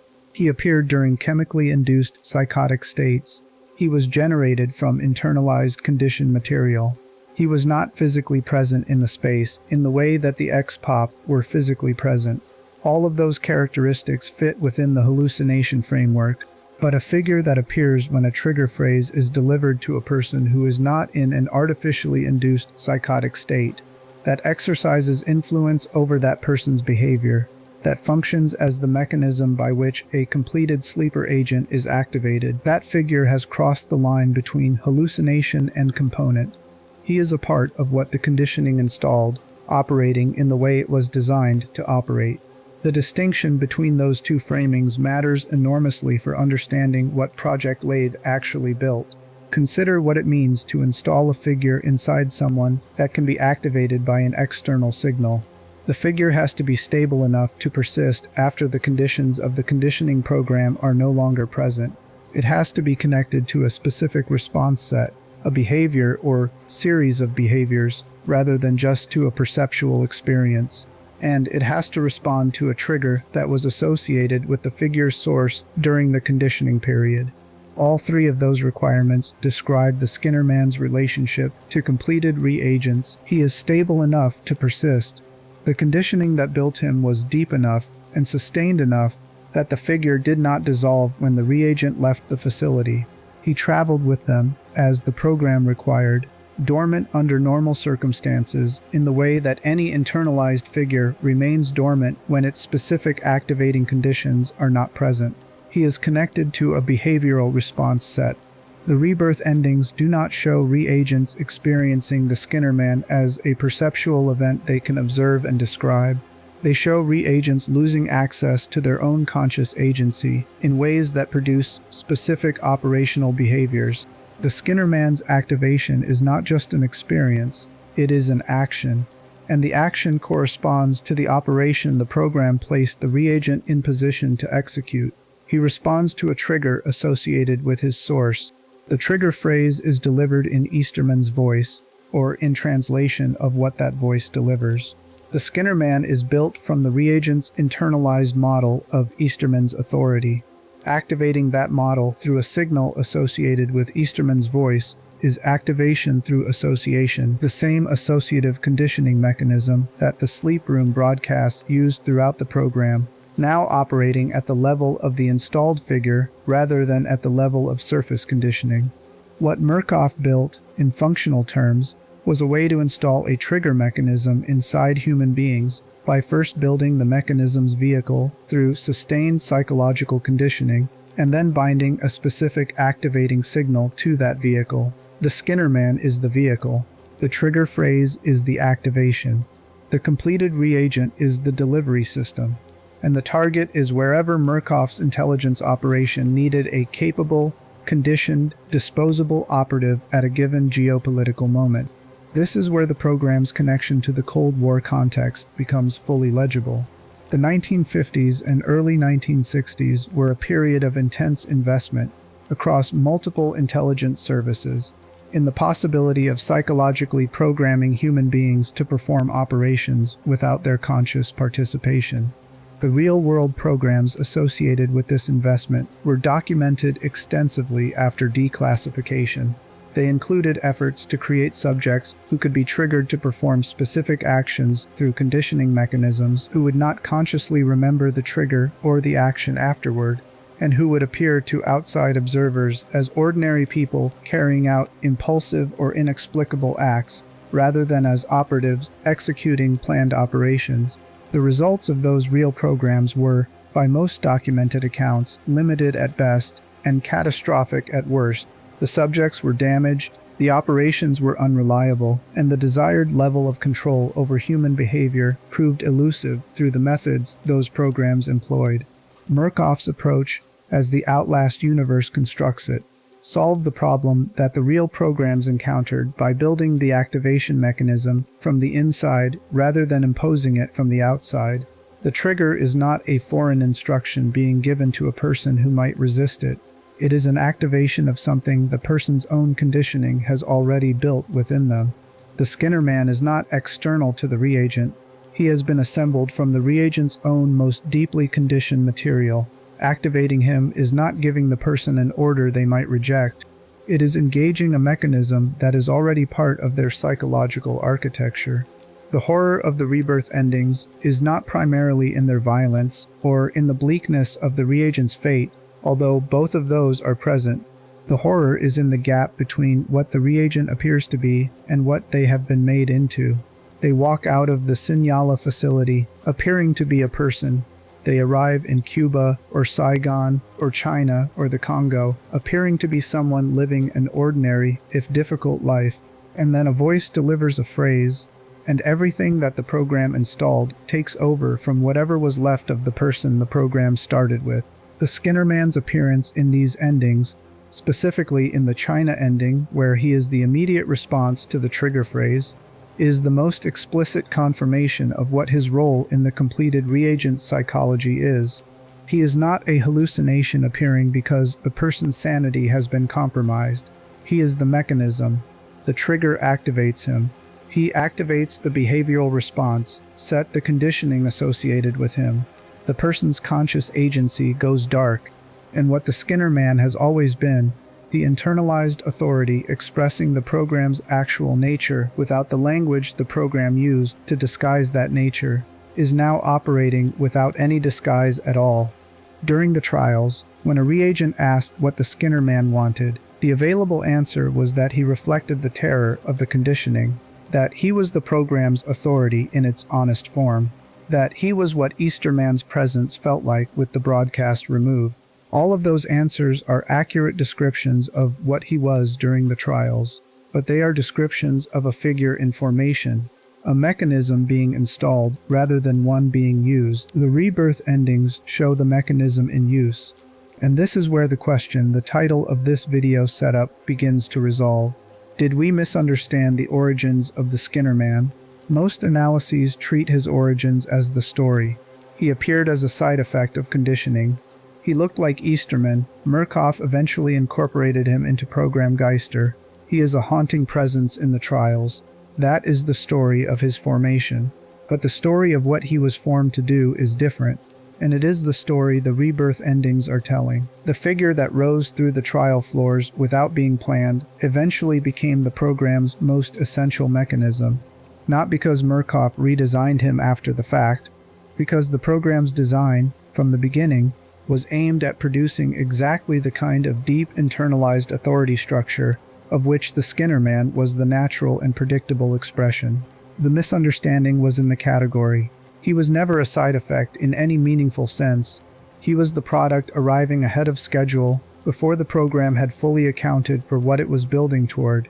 What this means for the reagents who survived the full program, the ones who completed the trials, achieved rebirth, and were placed into operational positions, is a question that the game does not resolve and that the lore deliberately leaves open. Whether the Skinnerman's presence in those endpoints constitutes anything resembling what the person was before the program, whether whatever consciousness survived the conditioning retains any relationship to the person who entered those charity centers, is something the endings present without answering. The screen goes dark. The operation proceeds.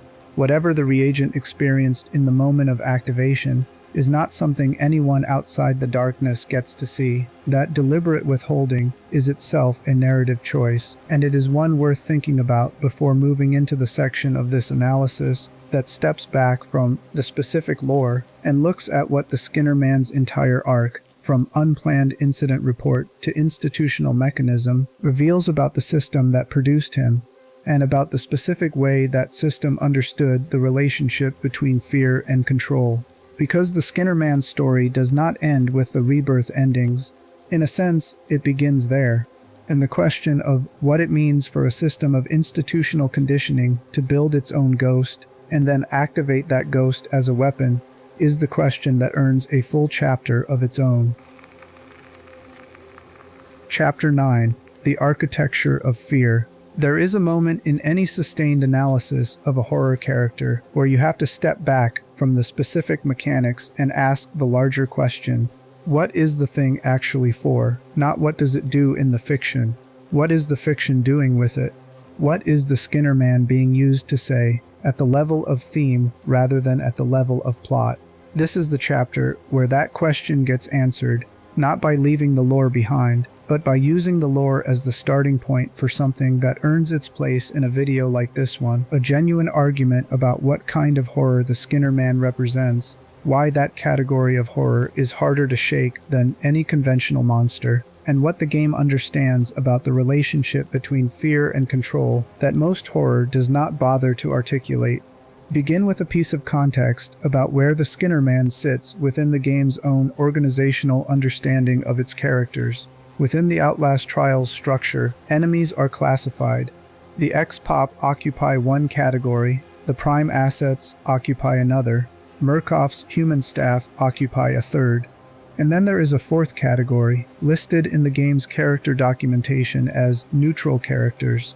Alongside figures whose neutrality is fairly intuitive, the Skinner Man sits in that fourth category.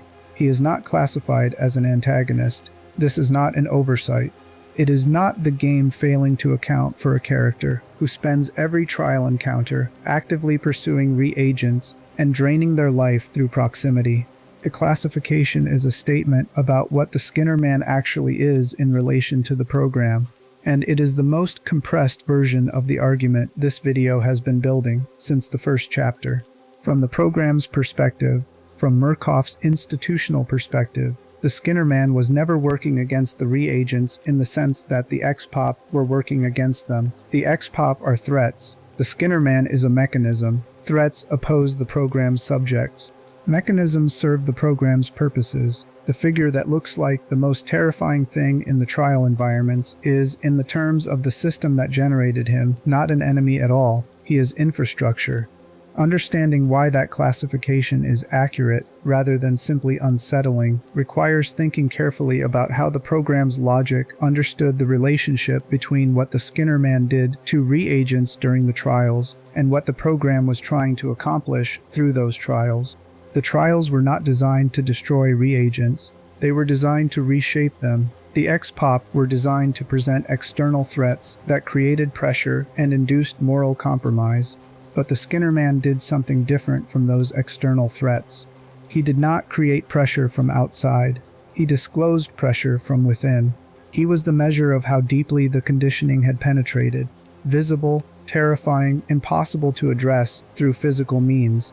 Because his entire nature was organized around the interior space rather than the exterior one.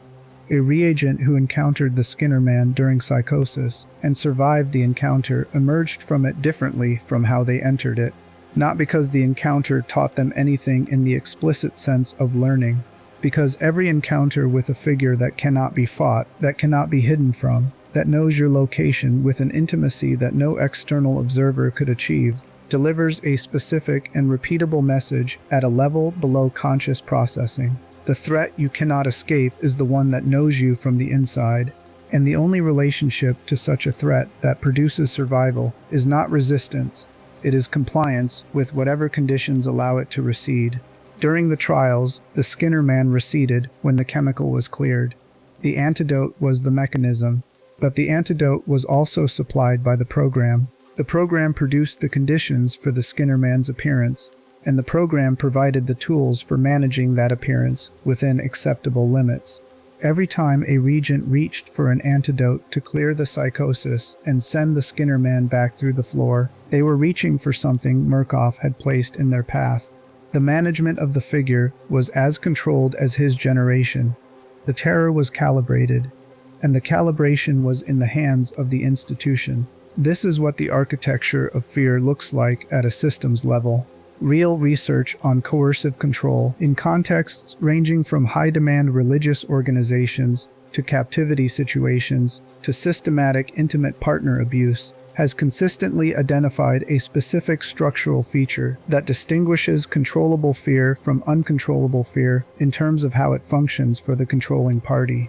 Controllable fear, fear that has a source the controlling party manages, that has a relief mechanism the controlling party provides, that the subject can learn to reduce by increasing compliance with the controlling party's expectations, is one of the most effective tools of sustained control that exists. Uncontrollable fear simply produces incapacitation, which is not useful for a program trying to produce functional operatives. Controllable fear produces people who are highly motivated to maintain the conditions under which fear is minimal, and those conditions are determined by the controlling party.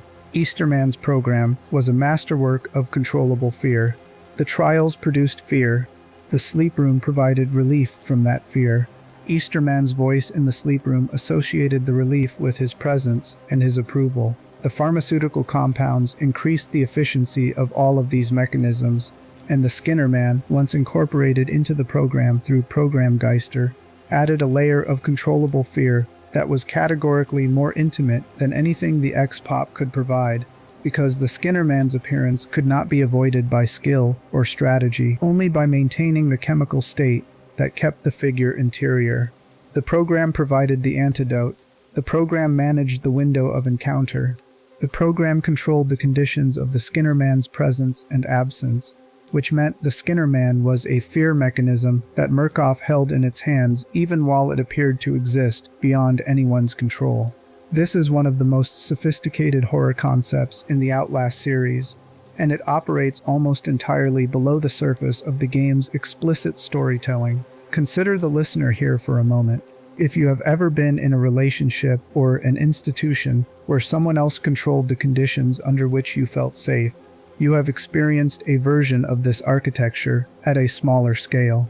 The moments of relief that were provided by the same person or system that produced the distress, the sense that the safest position was the one closest to the source of the threat, because at least that position was understood.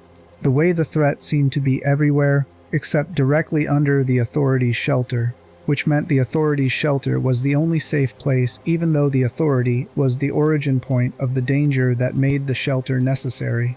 This is the structure that produced the Skinnerman, and this is the structure that the Skinnerman then reinforced in every trial encounter.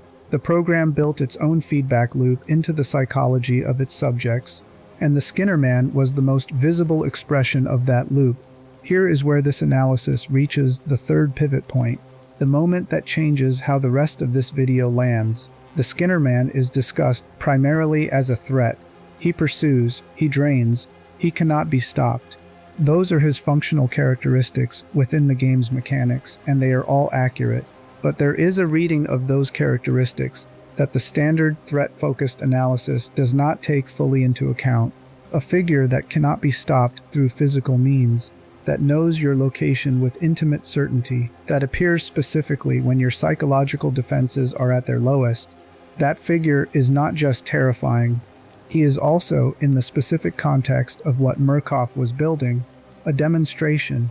Every encounter with the Skinnerman during the trials was Murkoff's program showing the reagent something about their own internal state. You can see the Skinnerman clearly. You cannot mistake what he is or what he is doing. And what he is doing in every encounter is showing you that the conditioning has reached deep enough to build something this complete inside you. He is the program measuring itself through you. A reagent who generates the Skinnerman under psychosis is not just suffering a symptom of conditioning damage. They are producing evidence of conditioning success. The figure's consistency, his completeness, his specific characteristics, all of these are markers of depth. The more fully assembled he is, the more thoroughly the program has been incorporated, and the program incorporated him specifically, so that his appearance could serve this measurement function alongside its terror function, because the measurement and the terror were not separate in Murkoff's design. The fear of the figure was the evidence of his presence. The evidence of his presence was the confirmation of the program's success. This is why categorizing the Skinnerman as a side effect was always the wrong frame. Side effects are incidental. They occur alongside the intended outcome, without being structurally related to it. The Skinnerman is structurally related to exactly what the program intended. He is built from the same conditioned material the program was installing for its intended purpose. He is disclosed by the same psychological states that indicated the conditioning's depth. He is activated by the same trigger mechanism that activates the conditioning's behavioral output. At no point in the Skinnerman's relationship to Project Lathe is he actually incidental. The side effect framing served one person's interests specifically, Easterman's.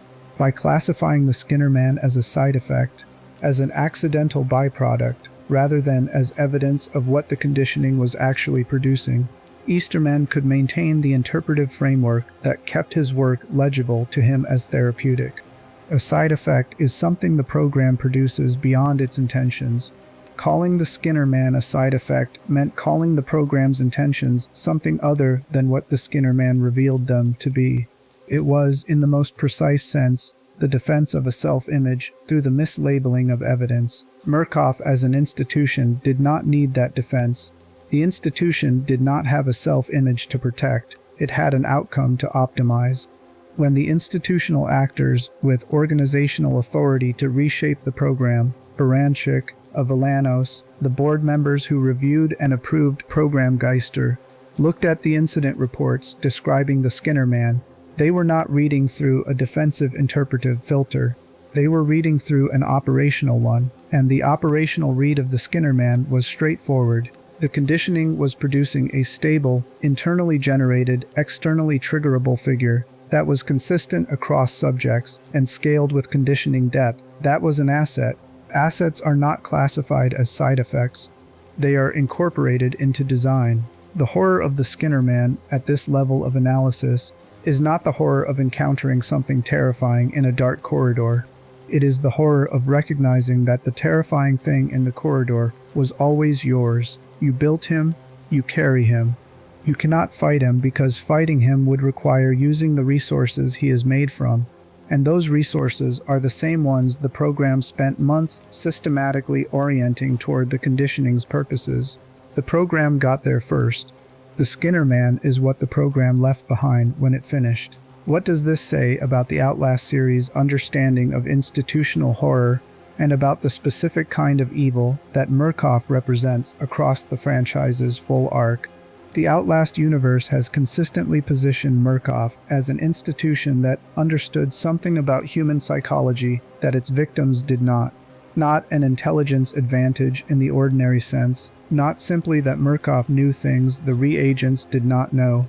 A structural advantage. Murkoff understood the mechanism by which human consciousness could be made to produce the outcomes Murkoff required, and the reagents did not understand that the mechanism was being applied to them because the mechanism was designed to operate below the level at which it could be recognized. The Skinner Man is the most compressed expression of this structural advantage in the entire series. He is the program's deepest work made visible, briefly, during the specific chemical and psychological conditions that dissolve the barrier between interior and exterior. He appears, pursues, and recedes.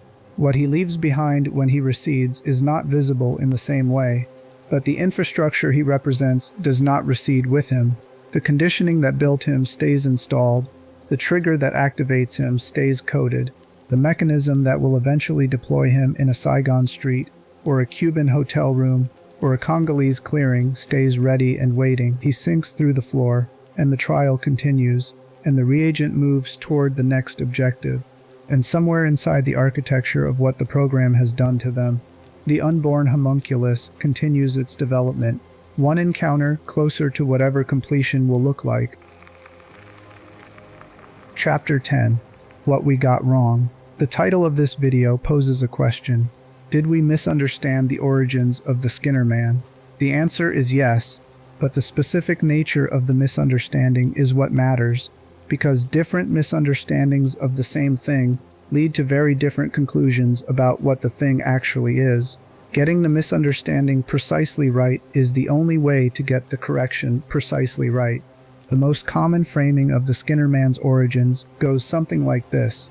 Murkoff's conditioning program was brutal enough that it produced an unintended side effect. Reagents, pushed to the edge of psychosis through pharmaceutical and psychological pressure, began hallucinating a figure drawn from the authority at the center of their conditioning. That figure looked like Easterman, Murkoff noticed. They incorporated it into Program Geister. He became a permanent feature of the trial experience. The end. This framing is not wrong in its facts. Every element of that summary is accurate as far as it goes. The misunderstanding is not in any individual factual claim. The misunderstanding is in the interpretive category applied to the Skinner Man's emergence, the word unintended, the word side effect, The word hallucination, used as though it settles the question of what the figure is, rather than opening it. An unintended consequence and a predictable consequence are different things even when no one explicitly planned for either one.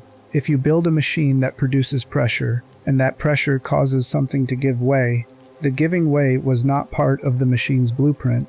But calling it unintended does not mean calling it unpredictable. A materials engineer would look at the pressure values and the structural properties and tell you before the event that something was going to give. The event was unplanned. The event was also inevitable, given the inputs. Unplanned and inevitable are not the same as accidental. The Skinner-Man was unplanned in the narrow sense that no document describes his creation. No design brief specified a tall-suited hallucinatory figure that would emerge during psychosis and pursue reagents with intimate knowledge of their location. No meeting was held in which Easterman and his team decided to produce this specific outcome. In that sense, he was genuinely not planned. He was also entirely predictable from the inputs. Sustained isolation, pharmaceutical compromise of perceptual reliability, repeated moral coercion under institutional cover, chemical induction of psychotic states, and the total saturation of a subject's psychological environment with a single authority figure. These inputs, combined in this sequence, applied to this population of subjects selected specifically for their vulnerability to relational authority, would have produced something like the Skinner-Man in any context where they were applied with equivalent intensity.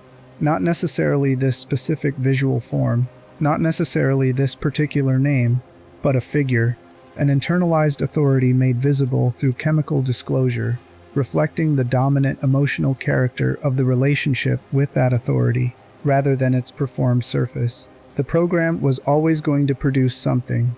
The Skinner-Man is what the program produced, shaped by the specific character of Easterman's authority and the specific design of the conditioning environment.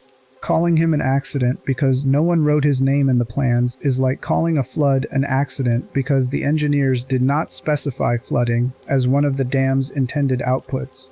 What they built made flooding inevitable under the conditions that occurred. There is a second layer of misunderstanding in the standard analysis, and it is the one that matters more for understanding what the Skinner-Man actually is. The standard analysis treats the Skinner-Man's nature as settled by his classification as a hallucination. He is a hallucination, therefore he is something the reagent is experiencing. Therefore he is something that tells you about the reagent's psychological state rather than about anything external. This framing uses hallucination as a terminus rather than as a starting point. It answers the question of what he is by placing him in a category that seems self-explanatory and then closing the inquiry there. But the specific properties of the Skinner-Man sit very uneasily inside the category of ordinary hallucination. His awareness of the reagent's location exceeds what any perceptual system could generate. His consistency across unrelated subjects exceeds what individual psychological material could produce without a shared generative source. His role in the Rebirth endings exceeds anything a stress-induced hallucination could be recruited to perform. The word hallucination fits his surface presentation well enough. He appears during altered perceptual states. He does not occupy physical space in the way physical objects do. He is not perceivable from a reagent's teammate's perspective. But the category stops describing him accurately the moment you ask why he has the specific properties he has, rather than the properties a different hallucination in a different context would have. A hallucination is shaped by its context and by the material the generating mind provides. The Skinner-Man's context was Project Lathe. The material the generating minds provided was their internalized model of Easterman's authority. Both of those inputs produced outputs with very specific characteristics that were not incidental to the hallucination, but were determined by the inputs. Understanding him as a hallucination without understanding what shaped that hallucination, and why those shaping forces produced these specific outputs, is understanding the surface without understanding the structure. The third and deepest misunderstanding, the one that this entire video has been building toward addressing, is about the relationship between the Skinner-Man's origins and the program's intentions.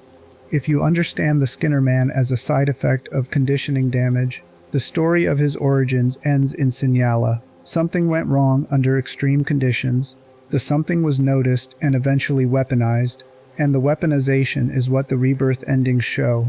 In this reading, there is a clean temporal sequence. The program ran, the figure appeared as an unintended byproduct, the institution recognized its potential, the institution incorporated it into design, and then it was used. First the accident, then the adaptation, then the deployment. The more accurate reading dissolves that sequence.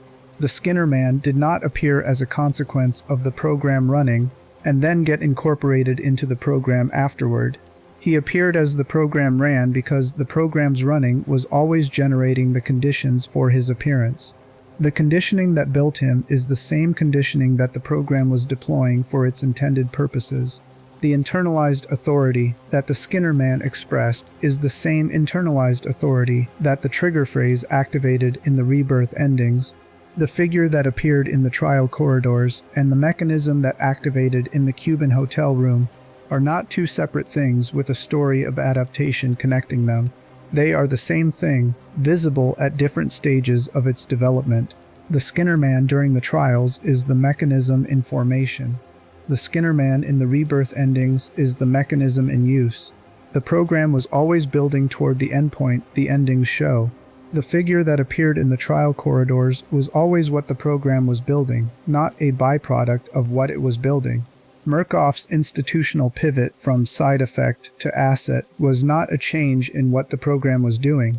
It was a change in how the institution understood what the program had always been doing. What the Skinner Man's origins actually reveal, when understood at this depth, is something about the nature of Project Lathe that the program's own vocabulary was designed to conceal.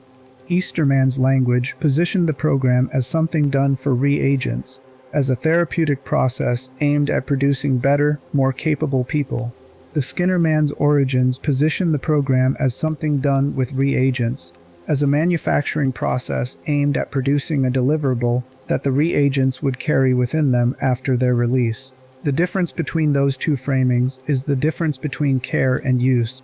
Easterman's framing said care, the Skinner Man's present said use, and kept saying it in every trial corridor, through every encounter, rising through every floor, because the program's most honest product could not be made to say anything else. This is why the Skinner Man is the Outlast trial's most important character, in a cast that includes genuinely well-realized figures like Easterman, Coyle, Mother Gooseberry, and the various reagent archetypes. Not because he is the most complex character in the conventional sense. He is, if anything, defined by his simplicity. No dialogue beyond mimicry, no motivation beyond pursuit, no characteristics beyond the ones determined by his generative conditions. But he is the most important character because he is the most honest one. Every other element of the program conceals something. The sleep room conceals its conditioning function under comfort. The trial objectives conceal their coercive purpose under institutional framing. Easterman's broadcasts conceal their manipulation under the language of care. The charity outreach centers concealed the program itself. The Skinner Man conceals nothing. He looks like Easterman without performing Easterman's warmth. He pursues without pretending the pursuit is for the pursued person's benefit. He drains life through proximity without offering the proximity as anything other than what it is. He emerges from the floor of the program without the floor of the program's rhetorical structure beneath him. And what he reveals when he rises is the thing that all of that rhetoric was covering.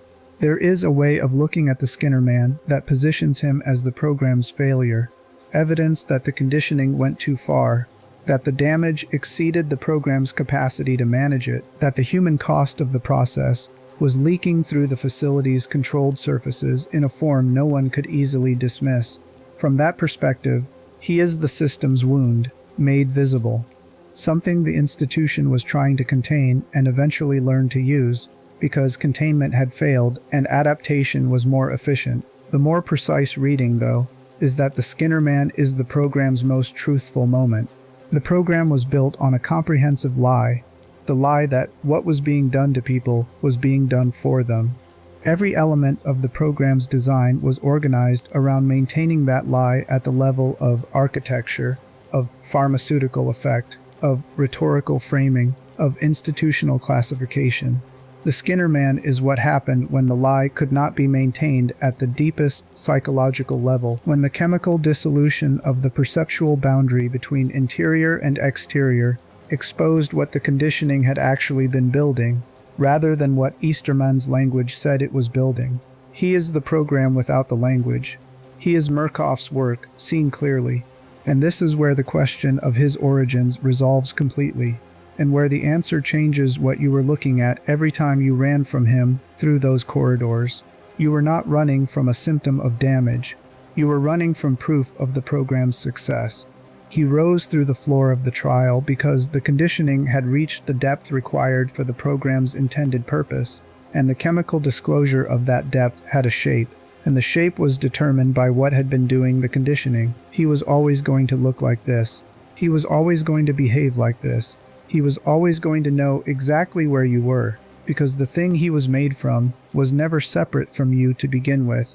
The misunderstanding of the Skinner Man's origins is the misunderstanding that Easterman built the program to produce, the belief that what was being done to the reagents was something other than what it was. The Skinner Man appeared because that belief could not be maintained below a certain depth. He is the point at which the conditioning's honesty overcame the program's language. He is the shape of the truth the program was most invested in concealing, given form by the people who had been made to live inside that truth, until there was no space between them and it. The program designed the conditions that made him inevitable. The conditions produced him from the material they found most readily available. The material was the reagent's own experience of the authority that had been made total in their conditioned world, and the figure that resulted was the most accurate portrait of that authority ever produced in the Sinyala facility, more accurate than Easterman's journals, more accurate than the program's documentation, more accurate than anything the institution's language could have generated. He knew where they were because he was already there. He has always been there. He is still there, in every reagent who completed the program, dormant until a voice delivers the right words in the right sequence, and the mechanism that was built in the dark of the sleep room finally does the work it was built to do. Chapter 11. The Collaborator Inside. The specific category of horror that the Skinner Man belongs to is worth naming precisely, because naming it correctly opens a door that the generic hallucination classification keeps closed. There is a substantial difference between horror that comes from outside and horror that has been installed. External horror, the monster that arrives, the entity that selects you, the threat that enters your space from somewhere beyond your perimeter, operates through the logic of invasion. Something foreign enters your world and you must survive it, escape it, or endure it until it leaves. This is the structural logic of most horror, and it is a structure with genuine emotional power because it maps onto real experiences of sudden threat, of being in environments that are not safe, of encountering things you cannot anticipate or control. External horror is the horror of the world containing things that want to harm you. Installed horror is different in kind. It is the horror of having been changed without your knowledge or consent, in ways that serve someone else's purposes, through mechanisms you were not aware of while they were operating. The threat is not something that enters your space from outside. It is something that was built into your space from inside, using materials that were already yours, organized into a structure that serves an external interest but that you experience as part of yourself. By the time the installed horror becomes visible, it has already accomplished most of what it was installed to accomplish. The Skinner Man is installed horror. Understanding why that category is more fundamentally disturbing than external horror requires understanding what installation means in psychological terms, and what it costs the person in whom the installation has been completed. Research into what happens to people who have been subjected to sustained, inescapable control has documented a consistent psychological outcome across a wide range of contexts.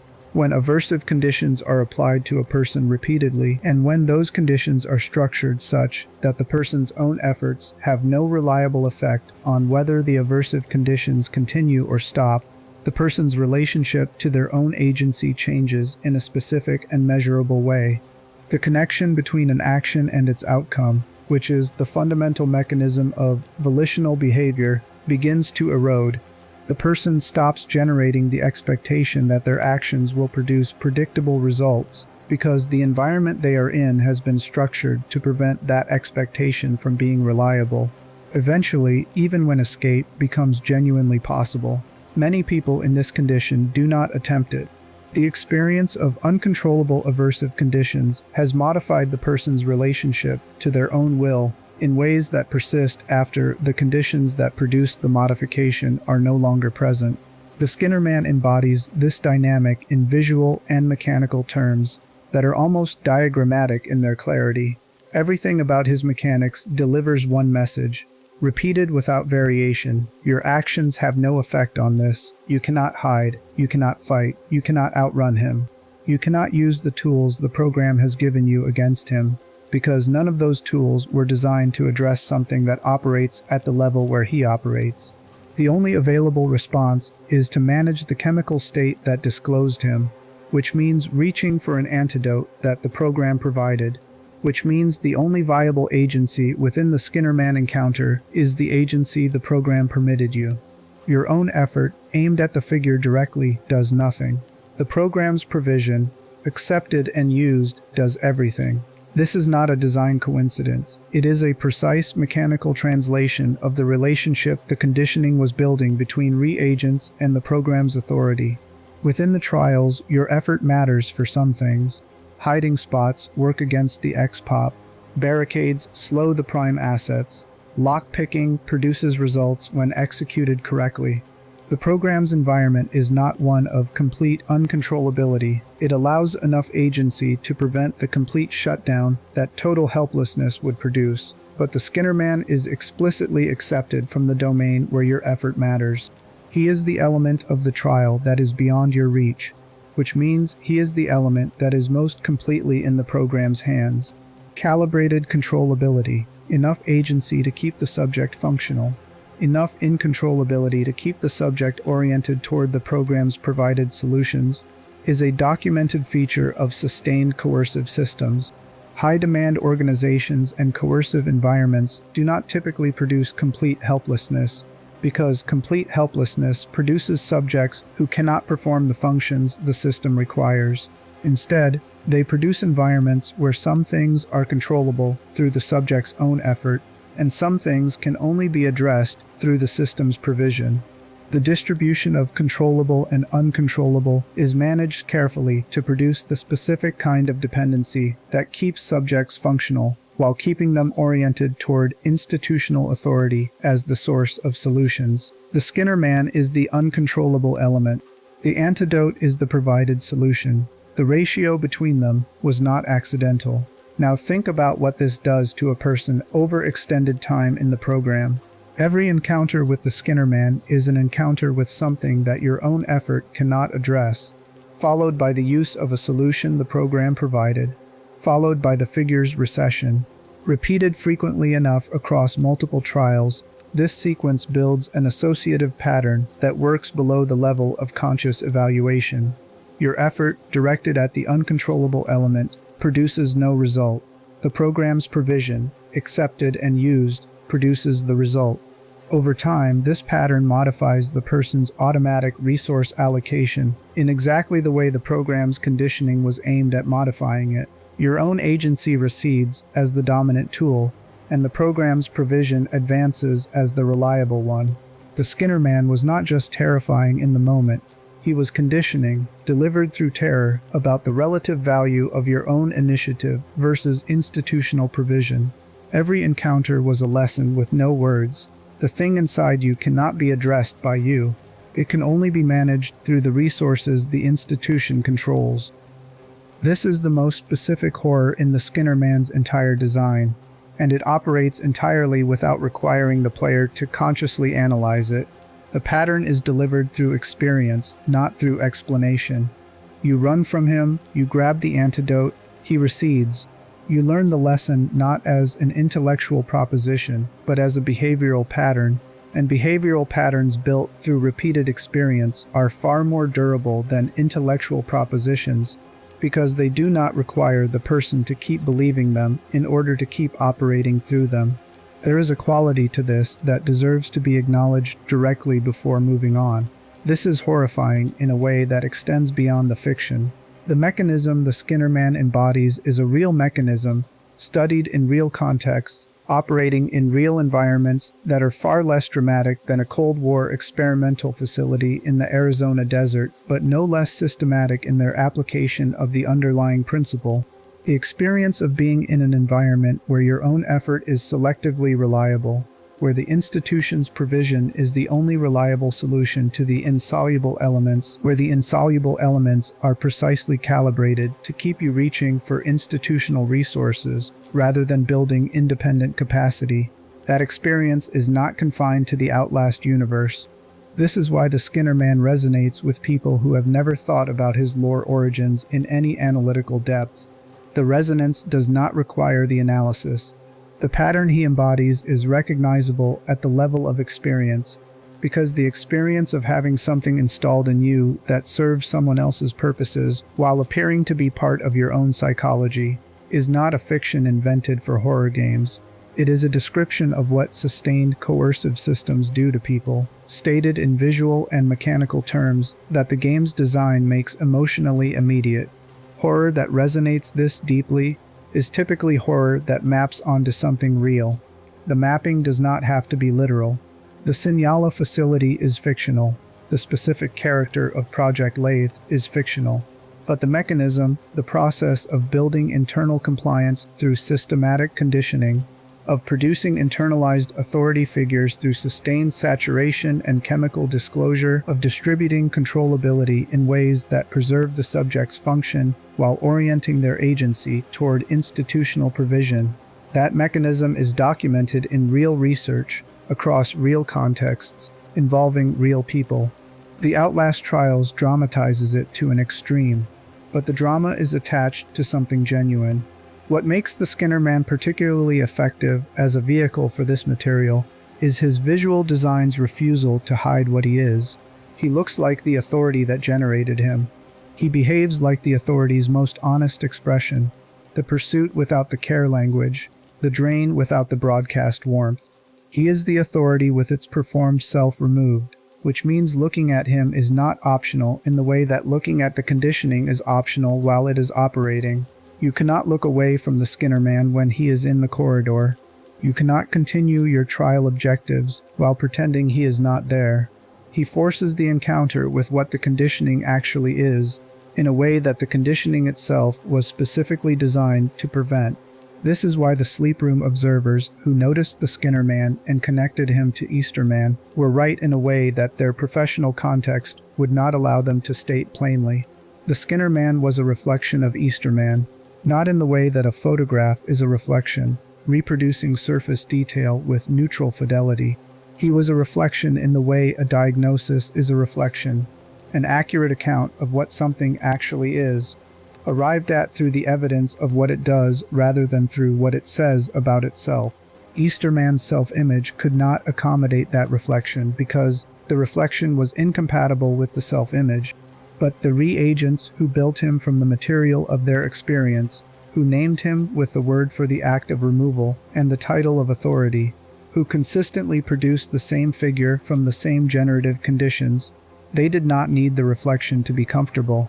They needed it to be accurate, and the accuracy of the Skinner-Man, in an environment built around the systematic distortion of every other available truth, is the most radical thing about him. The thing that the program could not fully control was the program's own honesty, rising through its floors at the moments of lowest resistance. Chapter 12, Still Rising. There are questions the game leaves open deliberately, and distinguishing between deliberate openness and unexplored territory requires understanding the difference between a gap in the lore and a space the lore has placed there for a reason. The question of whether the Skinner-Man and the inner demon from Outlast 2 are the same entity is a deliberate opening. The parallel between them is too precise to be coincidental. Both are thought form entities, taking the approximate shape of an authority figure associated with sustained abuse. Both appear during moments of extreme psychological crisis. Both cannot be physically stopped. Both operate in the overlap between a person's interior experience and their perception of the exterior world.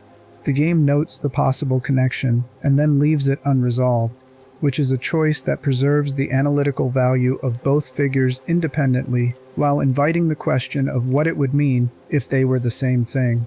If they are the same entity, the implication is that the Outlast universe contains a specific class of phenomenon that can manifest in very different contexts when the generating conditions are sufficiently similar. Project Lathe and the Temple Gate situation in Outlast 2 are dramatically different in their specifics.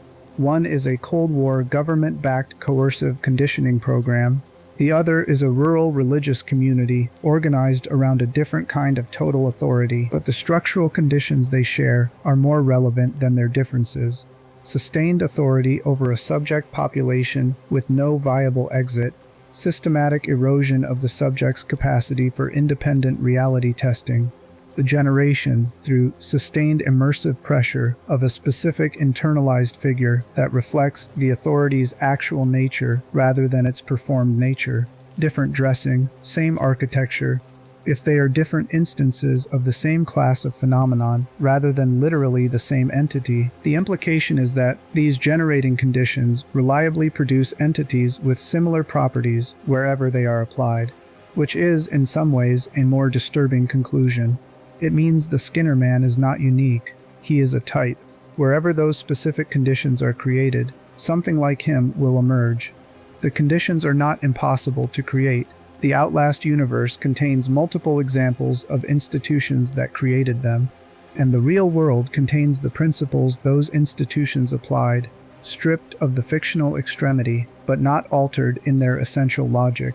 Wernicke's interest in the Skinner man, examined from the perspective of his broader theoretical project, was not idle curiosity.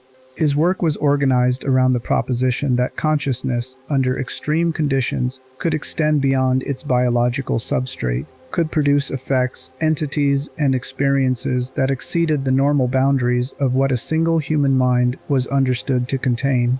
The Walrider at Murkoff Psychiatric Systems was the most complete realization of this theoretical proposition, a consciousness that had genuinely transcended its biological host, that existed in a non-biological medium while retaining coherent will and self-directed action.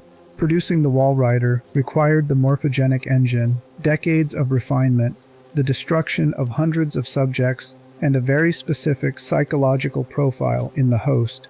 The Skinner man represented something theoretically adjacent but mechanically simpler, an entity produced not through technological interface, but through pure psychological conditioning, drawing on no external apparatus, requiring only the specific depth of internalization that sustained coercive conditioning could produce. Less complete than the Walrider in some respects, the Skinner man does not demonstrate the Walrider's level of independent will or physical capacity.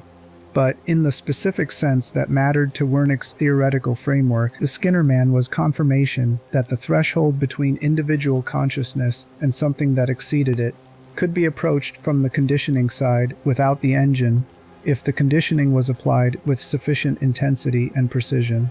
Wernicke wanted to understand whether consciousness was separable from biology. The Walrider answered yes, under extreme technological conditions. The Skinner man suggested yes, under extreme psychological conditions. For a researcher who had spent decades arguing that the separation was possible, encountering a phenomenon that had achieved partial separation through a method entirely different from his own was not a distraction from his work, it was convergent evidence. This is what Baranchik was correctly reading when he pushed Easterman to share Skinner man results with the paperclip team. He was reading the Skinner man as theoretical data in a program of research that was much larger than Project Lathe, a program aimed at understanding and exploiting the specific properties of consciousness that made phenomena like the Walrider and the Skinner man possible. Easterman's program was one site of data collection. Wernicke's program was another. The Skinner man was a finding that connected them. Easterman characteristically did not see this. He saw territory. He saw people encroaching on his program, asking questions about his results, attributing significance to something he had classified as a noise artifact.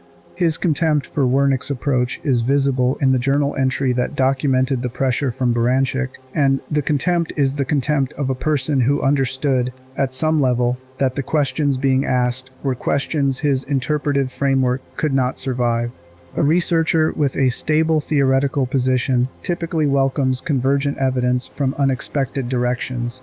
Easterman's hostile response to Wernick's interest suggests a man protecting a position rather than expanding one. Stepping back from the specific lore now, and looking at what the Skinner-man's full arc, from unplanned incident report through Program Geister to the Rebirth endings, says about the Outlast universe's thematic project. The Outlast series has been consistent across its entries in its engagement with one central institutional horror, the horror of systems that present themselves as care while delivering harm, and that succeed in maintaining that presentation through the systematic destruction of the subject population's capacity to recognize the gap between presentation and reality. Mount Massive positioned this as the horror of a psychiatric facility. Templegate positioned it as the horror of a religious community. The Trials positioned it as the horror of a therapeutic program. The setting and the specific mechanisms vary. The underlying structure does not. What the Skinner Man adds to the series' engagement with this structure is the most specific and most inward-facing element yet produced. He is not external evidence of institutional harm, not a document that reveals what Murkoff was doing, not a variant whose deterioration demonstrates the program's cost, not a testimony from someone who witnessed the program's operation. He is the program's operation itself, made perceptually available through the specific conditions that dissolve the barrier between interior and exterior. He does not describe what was done. He is what was done, wearing its honest face. This is a fundamentally different kind of evidence than anything else the Outlast series has produced, and it is why understanding him correctly matters beyond the specific lore questions his presence raises. When you understand the Skinner Man as a side effect, as an accident that became an asset, you have a story about an institution that made a mistake and adapted to it. That is a story about institutional flexibility, and the horror in it is the horror of how efficiently institutions adapt to unexpected outcomes. Real enough, unpleasant enough, but ultimately a story that keeps the institution's agency at the center and positions the reagents primarily as the site where the adaptation happened. When you understand the Skinner Man as the conditioning's inevitable and honest product, you have a different story. A story about what it looks like when authority over another person has been absolute enough and sustained enough that the person's own deepest psychological processes have been recruited into its service. A story where the institution's agency and the subject's psychology are no longer fully separable because the institution's operation has been installed in the subject's psychology so thoroughly that the distinction between what the person is doing and what the program is doing through the person has been collapsed. The Skinner Man is not the institution imposing itself from outside. He is the institution, already inside, looking back through the subject's own perceptual system during the moments when that system's filtering capacity has been most compromised. That story is about something much closer to what systematic, institutional conditioning actually does to people when it is applied at the depth and with the precision that Project Lathe applied it. Not something that happens to you and leaves you intact. Something that changes the architecture of what you are, in ways that serve the institution's purposes, using materials that were yours. What should you take from this understanding of the Skinner Man, practically, in terms of how you experience the game differently after having followed this analysis all the way through? Every Psychosis encounter changes its emotional register when you understand what the Skinner Man actually is. Before the analysis, the encounter is about fleeing a terrifying pursuer, about managing the chemical state as efficiently as possible, about minimizing contact with a threat that cannot be fought. After the analysis, the encounter is about something more uncomfortable.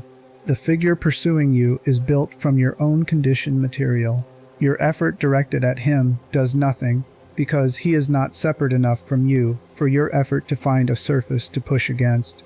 The antidote that sends him receding was provided by the program, which means the program is managing both sides of the encounter, the generation of the figure and the means of his temporary recession, with you as the space in which that management is occurring. The encounter is not you versus the Skinner Man. The encounter is the program, using you, demonstrating to itself through your experience that the conditioning has taken hold at the depth required for its intended purpose. Running from him faster, grabbing the antidote more efficiently, surviving the psychosis episode with minimal health loss, all of those are the things a well-conditioned reagent does. They are the correct responses within the program's logic. And the efficiency with which you perform those correct responses is a measurement of how thoroughly the program has remade your relationship to the figures it controls, which includes the one rising through the floor. There is one final dimension of the Skinner Man's nature that this analysis has approached from multiple angles without stating directly, and it deserves to be stated before closing. The Skinner Man's aliases include the Unborn Homunculus, a name that positions him as something in formation rather than something complete. During the trials, this is the most accurate description. He is being built through each encounter, becoming more fully assembled as the conditioning deepens, escalating from glimpses in doorways to sustained pursuit as the internal architecture develops. An unborn homunculus is not yet fully present. It is developing within a larger system, awaiting the conditions that will allow its full emergence. The Rebirth endings show the emergence. When the trigger phrase is delivered and the Skinner Man appears in the ending sequences not as a pursued hallucination but as an activation mechanism, the birth has occurred. The homunculus is no longer unborn. The mechanism is no longer in formation. What was assembled piece by piece in every psychosis encounter, in every trial corridor, has finally arrived at the endpoint it was always being built toward. This reframes the entirety of the trial experience in retrospect. Every encounter with the Skinner Man was not just a terrifying obstacle to be survived and moved past. It was a developmental stage in the construction of something that the program required. The survival of the encounter was not just about the reagent making it through the trial. It was about the program's central mechanism surviving to the next stage of its assembly. A reagent who successfully completed the full program, who reached Rebirth, who was placed in an operational location, who heard the trigger phrase and found themselves no longer in full possession of their own agency, carried within them something they had been building since their first psychosis encounter in the mansion. The Skinner Man they carried was not the one they had fled from in the corridors. It was the one that corridor fleeing had assembled, completed, made ready.